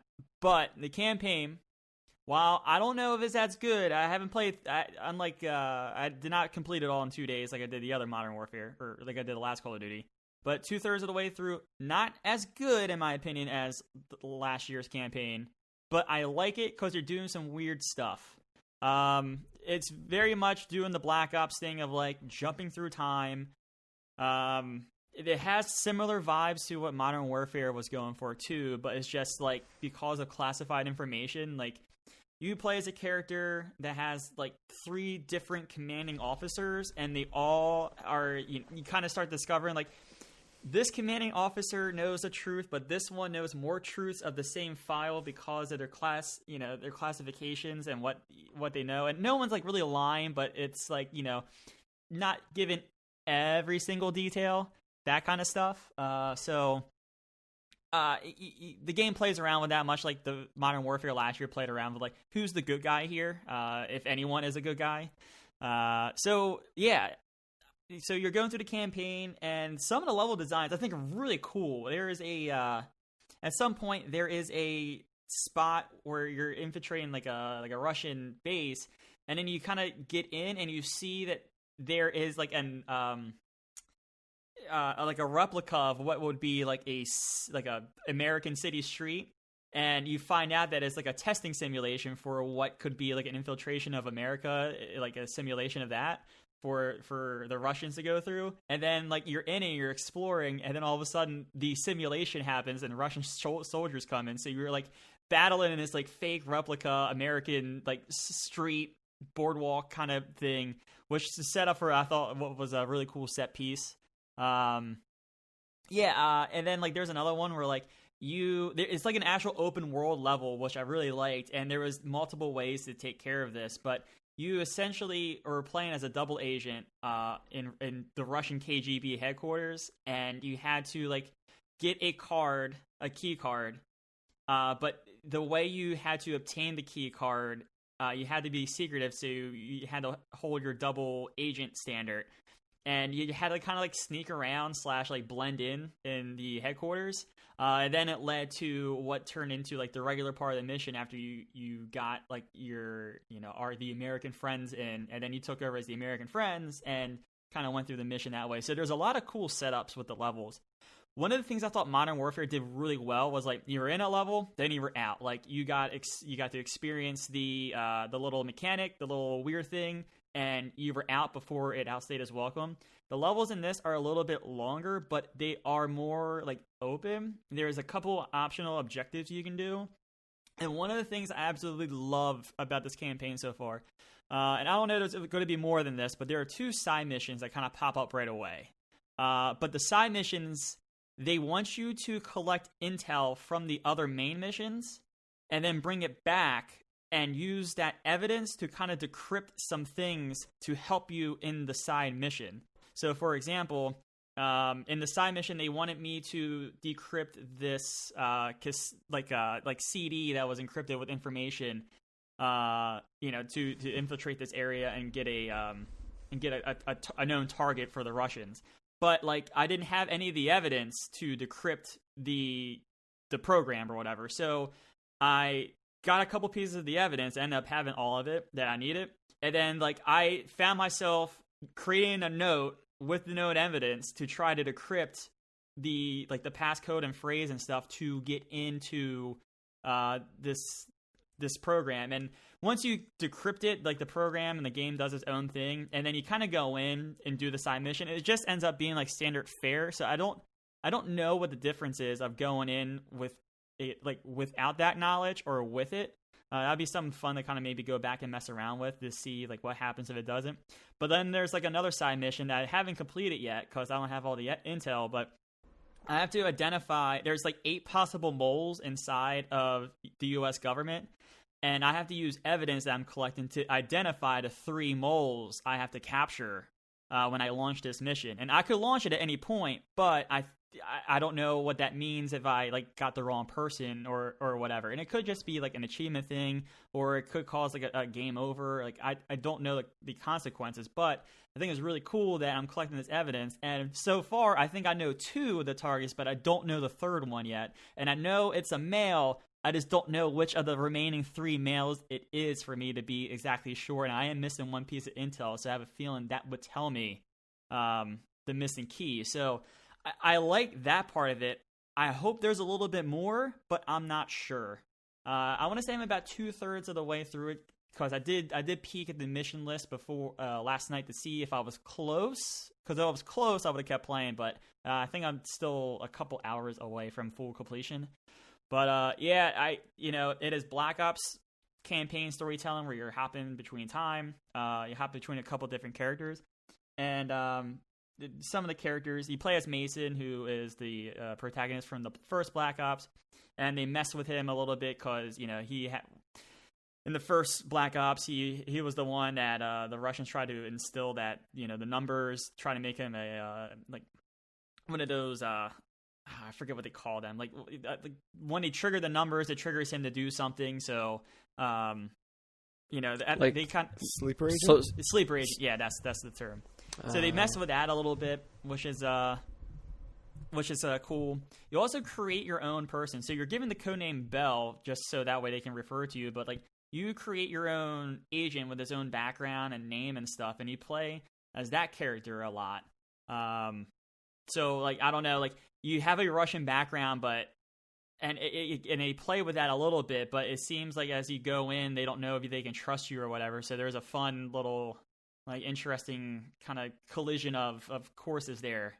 And then, like I said, with the commanding officers, someone knows something that someone else doesn't, and then when someone finds out below it, they challenge, and then no one starts to trust one another. And this is all just inside the CIA. This isn't even like going into the KGB and the fact that we have like M13 in on the CIA like operation. And then there's one last thing, like there is a hub world. There is you go to your safe house, which I am trying to uncover all the secrets because I know the Black Ops games like to mess around with their hub world. Like I go back to the first game where you could break free from the braces and walk around and like do this, like the what was that text adventure game, the first one, and you could walk around. And Zork, I think Zork was in the first one. So yeah, and then and so then you jump into the paintings in this one. Paintings. Mario 64. Oh no. And then one last thing, like that level I was talking about where it was like the mock city. There was an arcade in there, and it had like all the classic Activision arcade games. Like, oh, that's cool. You could actually like play them too, like in the middle of the mission before like the simulation happened. I can't think of any of them. God, of course, off the top of my head, but they're like Pitfall, the classic, not Pong, but what's like the adventure game on the Atari? Pitfall. I think it's just called Pitfall, Adventure. like Pitfall. Oh, there was Adventure also, yeah. Yeah, like Pitfall, there was like a racing one, I can't remember. There was a top-down, like a top-down plane shooter, I forget the name of that one too, but yeah, there was some stuff in there I thought that was interesting. But no, I think it's a solid campaign. I still think Modern Warfare a little bit better, but then again, I'm not done with this one. I did like the side mission stuff that they put into it. It makes me like explore the levels and look for intel that like you should be doing if you're infiltrating like these areas anyway. Do you feel like last year's Modern Warfare with this year's Black Ops is a stronger Call of Duty than like the Modern Warfare 2 Black Ops 1 era?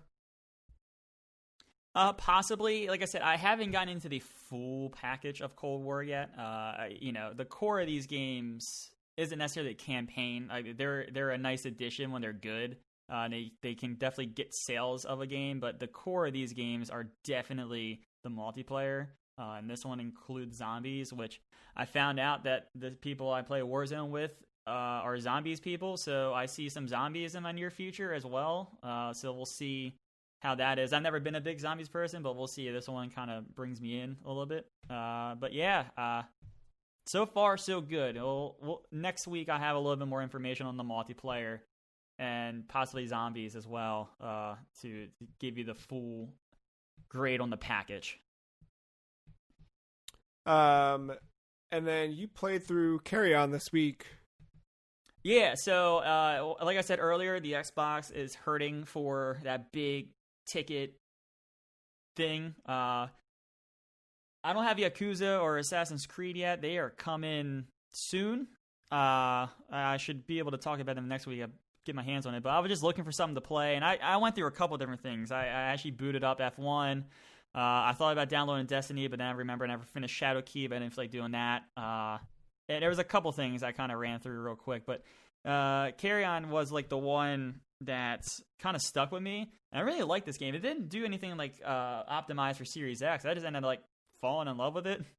It's really, I really liked playing as the monster. Like I thought it brought a different dimension to one of these games, and and they did it right. I never felt incredibly threatened until like towards the very end.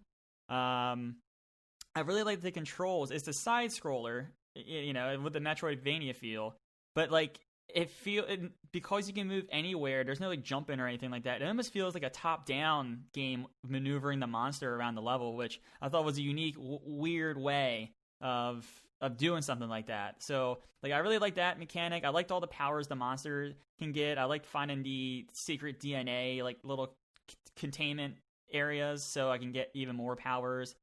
And then I thought the level design was brilliant. Like it was a Metroidvania at its core, but it didn't do the Metroidvania thing of like bringing up the map and you can see all the boxes you've been in and all the boxes you haven't been in. Like it, and I never felt lost, even towards the very end. Like when you kind of get to this area where you can kind of go back and complete the 100% and stuff. Like I never felt completely lost. There were times where I was like, how did I get here? Oh, it was this one.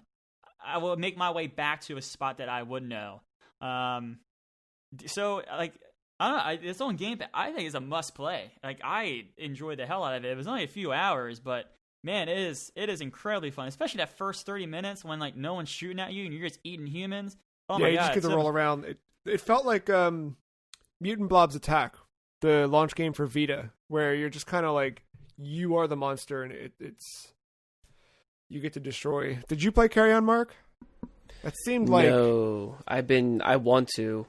It just got put back just lower on the list for me right now, but I love it from afar. Yeah, that seemed like the most TM game in a while. No, I'm glad you liked it because I fell off of it, so I didn't get to see it through to the end, but I'm glad it still pays off in the end. Yeah, and like it just as soon it does the right thing too. Like the pacing's great because as soon as you like kind of think it's outstaying its welcome a little bit, it throws a new power in and a new a new mechanic, and then it keeps you going. And then right as you maybe start to get tired of playing it, like you are at the end, which I think it was brilliant. Like I said, a few hours, maybe 5 or 6 or so, maybe less. But man, I had a lot of fun with this. This is actually kind of maybe one of my favorite games I played this year. If you're looking for something else before Yakuza or Assassin's Creed show up, Game Pass has just added all of the EA Play library, and Anthem is available now. So is NBA Live and NHL 20, but you don't see me doing any of that either. So, but know that you could. You could remember also play. that. Tuck that away. I'd rather play Genshin Impact on my phone. I'm down. You could also play Phasmophobia, and if you are playing Phasmophobia, you might be excited to learn that Phasmophobia is going to jail! I touched a clown, he's going to jail. Sorry for the dumb Tim and Eric reference. It's been a long podcast. Developer behind the game, Phasmophobia, has teased a new addition to the game, posting a screenshot of a Trello board to a tweet with the goal of, quote, make a prison level, marked as in progress. How does this excite you, Mark, as someone playing this game a bunch? If it's anything like the Asylum, I'm pretty excited for it. The only thing I have I have trouble accepting is that only one ghost would reside in either of these places. I feel like it'd be more than one. Logically, though, I feel like if I would assume it'd be more than one. Maybe he's got to add multi-ghost support as a part of this. Oh, that'd be tough. That'd be so tough, but also cool. But also tough. Maybe there's I don't know. Maybe there's a deeper story to be told there, but yeah, I am curious on how big this prison will be. I wonder if it's the biggest level that they've had so far. I'm wondering if this means bringing in newer items, allowing more of a particular item or two. Like, it's so weird because when you add items or like buy items from the store and add it, like the in-game store, and add it to your whatever mission you're going on, it gets loaded onto the truck, but you're only allotted a certain number of things of like per item. So like you could have like 4 flashlights, you can only have 6 video cameras, 3 flash cameras, 2 ghostwriting books. You know what I mean? Like, I'm wondering if they would expand that more. Maybe you get like a bigger truck or something. Something else will probably need to come with that, because the asylum is pretty huge alone. Like, the way that game works is like I said before, like, the longer you're in the darkness, the more your sanity depletes and you're more susceptible to being hunted by the ghost and probably being killed if you're not good at running and hiding. And you're guaranteed at least one hunt exploring the asylum just because of how big it is. And there's no way you can turn all the lights on in that place, because there's only a certain number of lights you could turn on before the breaker blows and you have to go reset it. So this is probably one of those situations where it's going to guarantee a hunt at some point just from exploring. And the fact that you're in jail cells, they're not walled off particularly, unless these are to kind of have like just a sliding door and there's just a little glass window like to look through. And then it's like, if it's bars, can you open and close them? Are you safe from a ghost if you do that? If it is the sliding doors, do you need somebody to hit a button to turn them all on and off? I have no idea. This could be any kind of prison.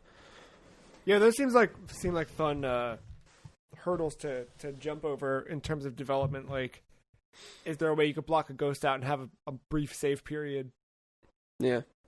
Draw a hex on the ground with salt, right? I mean, you can drop a crucifix, and that will stop a hunt, depending if it's in the radius that thing emits. Or you can use a sage or they call it a smudge stick. You can light that and drop it in a room, and that will keep it away for a couple minutes, but that's about it. Well, speaking of dropping things in rooms, you played and beat Superliminal this week, which... Yeah. Tell me if I'm wrong. The general idea here is that it's a puzzle game where perspective is everything. Oh, I know. They will say... they say a million times in a game that perspective is reality. So, go on. So what is... Give somebody the elevator pitch for Superliminal and kind of... Okay. I guess offer whatever you want to... Because I know you don't want to give too much away. Okay. So Superliminal is a objects-based puzzle game where, depending on how you grab the item and from what perspective, can determine the size of the item. So, like, it can be small, it can be huge, and that all plays a part in pretty much moving on to the next room. There is kind of a narrative to the whole thing. Like, there's kind of a little story going on. It feels like Portal at first, and I think they might be self-aware of that. But then it finds its identity very quickly. It doesn't... To me, it stands out. Like, I can see the connections, but they're very short-lived when it comes to comparing to Portal. Like, it becomes very much its own thing, and I'm happy that I did not see a lot of this before playing it. I was actually intimidated every time I saw a trailer for this, because I thought it was going to be too smart for me. like I'm typically not good at like, usually when I think outside the box in most games, the games aren't designed for my kind of thinking. Like I just go too far out about it when it's just a very simple. Yeah, it's a little bit more concept. reined in than you think it is. Yeah, usually these puzzle games, like you're smarter than what the game is typically. Yeah, You take it to a different level. but this one made it seem like there's almost not really a wrong way to go about it. Like they actually give you a lot of room to mess with things and to like make sure you can figure out on your own. Like, yeah, there is a certain things you have to do to get to the next level, but how you get to it, more or less, they do give you that freedom, and it's really cool just to play around with stuff and the physics and whatnot. Actually, it has a little bit of like a Stanley Parable like element in there too, but again, like I said earlier, it totally finds its own place. About how long was it? It took me a little over 3 hours. Yeah, it's like 3 hours and some change. Nice. And it was worth every minute. Like I just when I thought it was over, like it just kept going, and it just kept doing things I just did not expect it to do. Took turns I didn't expect it to turn to. This has been a pretty big surprise and joy, and like this is more of a surprise than me sinking time into Genshin Impact, which I thought I would never do. But yeah, to get this kind of experience out of this kind of game, kind of makes me confident to play The Witness. And I don't know. Oh yeah, okay. I don't know if that confidence is shallow or not, because I've heard very hard, difficult things about The Witness. I don't know. So, but that's the thing. Like, I always feel intimidated, and that's how I know I should go into it. Yeah. And I think a lot of that plays a big part in this game. Yeah, you'll be rewarded for overcoming that intimidation. Yeah. Yeah, The Witness, I played a little bit of The Witness. I remember it being hard. I stopped playing because the world didn't make any sense to me. Like there was, I don't know, like the narrative wasn't pushing me forward. I know there was talk of like a big hook at the end or something like that, but I didn't have the patience to get there. This one like kind of makes you think there isn't much of a story at first. And you kind of think you're starting to like, all right, it's kind of repeating itself. It's whatever. But it doesn't really take a forefront either when you notice the details. Like it doesn't take away from the game. Like nothing outside of the puzzles takes away from this game. So it's good. I'm just surprised. I'm just in the best ways. I'm just flabbergasted by how much of a great time I had with this game. The what do you call it here? The adjectives you've used to describe this while still staying kind of muted about specifics, I think is the most intriguing for this. Because I saw it and I was like, that's like a cool puzzle game, but you have given this some lofty superlatives that I'm excited to see how it earns. Yeah, like I think the trailer, if the trailer ropes you in enough, perfect. Yeah. That's all you need. Like my thing was, I remember like the hook of seeing like an arm reach out, grab a coffee cup, and pull it back, and the coffee cup is bigger than the room. And like I was like, okay, I get what that game is. You got to figure out puzzles based on that. But it seems like there's something else going on, which I'm intrigued by. Yeah, it is mostly that, yes. Yeah. But just the way they handle it and the way they carry you throughout the whole thing, it's just a nonstop enjoyable ride. Yeah, but I mean, Portal is just making portals and going through them, but it's still a fantastic game. So yeah, you're allowed to do that. Yeah, totally. You're allowed to have like the one mechanic and just stretch it to this unbelievable way. Yeah, and it feels like, I don't know, for some reason, it felt like solving these puzzles felt like more than just doing that mechanic for some reason. I don't know why I feel that way when it is basically just that one core concept. But like, it takes turns I just did not expect. And this is probably gonna be my most recommended game to play this year. Yeah, I got to peek at it. How much is that one? I think it's like 20. Okay. Might be on sale for 15. I don't know. 20 on Steam. Yeah. Is it just on Steam or is it on other things? Thought it was on everything. I thought it was coming to Switch. Sure. Yeah, Switch, PS4. I'm assuming Xbox is in there. It was at a State of Play. I remember seeing this somewhere. It was a State of Play. Yeah, I prefer a mouse and keyboard for this though. Yeah, that makes sense. We're going to bring it to a close here in a few minutes, but first, I want to know quickly, kind of rapid fire question here. What is your favorite launch game?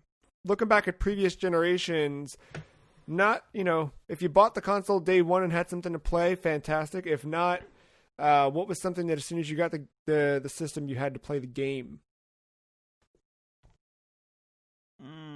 I mean, I think the obvious Super Mario World was a launch game, right? Yeah. Yeah, I think that's like an obvious answer. Although I think the Super Nintendo was out before I was born.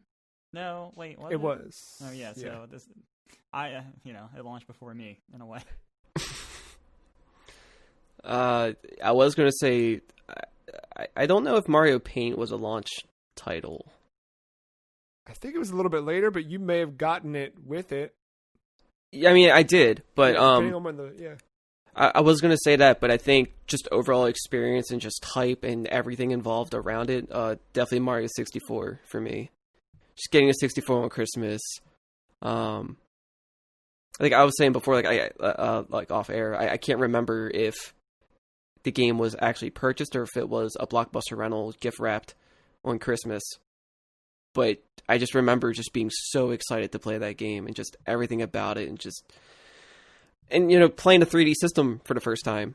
Being in an all Nintendo household too. So I didn't even touch the PlayStation before this. At least not that I can remember. But yeah, everything around was just magical for me. It's funny, 2 Mario answers, right? But also both Nintendo. But yeah, my immediate thought of this is Wii Sports. Just that, like that morning, standing in line for the Wii, coming home with it, opening it up, making a Mii, and then just bowling for a couple hours, and then boxing my brother, and then going to sleep. Hours making a Mii. Oh yeah. That one was super cool, and then I remember waking up and playing Twilight Princess Forever as well, which was having a Zelda game at launch of a console was cool. Which also, in turn, Breath of the Wild, like that was super rad. I was somewhat bitter about that one. That Twilight Princess was a bittersweet moment for me. I know. Well, Twilight Princess and, but just not that system. And Breath of the Wild for you both got. Yeah. I guess that's love, Well, speaking of which, we have not a sequel to Breath of the Wild, but Hyrule Warriors Age of Calamity is out this Friday, so we'll have at least some first or maybe further impressions from what we played on the demo the other week. Mark and I will next week. Are you still in? My pre-order hit. Oh yeah, I mean I didn't hit the pre-order button yet or whatever. Wait, did you order digital or physical? Digital. Nintendo started doing that thing now where you can, instead of wish listing, you can still wish list, but you can also pre-order, and then a week before they just charge your card and put the game on your console to piss you off for a week that you can't play. Oh, you can preload it. Okay. Yeah, I should do that then. But yeah, I'm definitely going to jump into that. Nothing's going to stop me from that. I know being there, and I'm going to take a dive into the Crown Tundra while poking a little bit more at Genshin Impact. I at least want to get through what feels like a tutorial for Genshin Impact. But Matt, what are you hopping into this week? I expect to get Yakuza and Assassin's Creed this week, so I'll get some first impressions there. I'm very much looking forward to both those games, especially after the sour taste that kind of Watch Dogs has left in my mouth a little bit. But I'm going to finish up that Black Ops campaign. I really fell into that last night, so I'm probably going to wrap that up before the end of the weekend. This even goes live, and then jump into multiplayer and maybe see what that Zombies is like. And then full steam ahead on probably just wrapping up the Miles Morales campaign, maybe and pushing forward to that Platinum. And then, of course, Balatovia, I think that's the name of the world. Man, that is... I have passed where I was on PS3, officially. Oh, that's cool. So I'm excited to see where that game goes. Yeah, especially... I didn't talk about it much earlier, but just knowing the obtuse systems going into this is such a huge help. Like, once I picked up a shard of something, I was like, upgrade my weapon. Let's go. Let's Yeah. just use the souls. You get souls, and I finally got the woman unlocked that uses the souls to upgrade my attributes. I'm like, great. All right, let's upgrade the strength. Let's get going here. So that's been a real big help jumping into this again. 6-7 years later. 10. I think that first one was Wow. 2009. Came out in Plus. That was like my senior year of college. I remember that. That was, I think, 2014 when I played it for me. Oh, okay. Mark, you hopping in anything besides Hyrule Warriors this week? If I'm feeling it, I will definitely try to give Aegis Rim some time. It deserves it. It definitely deserves it. Yeah, but Genshin Impact's right there, Yeah. I guess I'm Zelda's playing definitely Genshin gonna Impact take too. away. I forgot to say that. Yeah, exactly. Yeah, like by the time Zelda comes out, Genshin Impact time will dwindle a little bit. Yeah. Uh, I think between that and then nope, totally God, it evaporated. Right? Who? You said it was gone. I was talking about Anthem. That's why you were playing this week, right? Yeah, that definitely. No, Tetris Tetris Effect Connected. Oh, We right. got to play Yeah, that yeah, at some point. yeah. I Yes. want to see what that multiplayer looks like. Yeah. Well, that's going to do it for us. Listeners, don't forget you can write in and tell us what your favorite game this generation was or what you think deserves best game of the generation, and we will have that episode in the near future. Outside of that, you can find this episode, all of our other episodes, on thefreecheese.com. You can send us an email, podcast@thefreecheese.com. You can follow us on Twitter. The Free Cheese is at Some Free Cheese. Matt is at MattyAce131. Mark is at Aug_mental. Podcast at thefreecheese.com. Ask us anything. We'll have the return of Another Night, Another Dream next week. Took a break because we had big, hot new console exclusive stuff this week. That's it. Thank you, Mark. Thank you, Matt. Thank you, listener, for listening. We'll see you next week. Bye.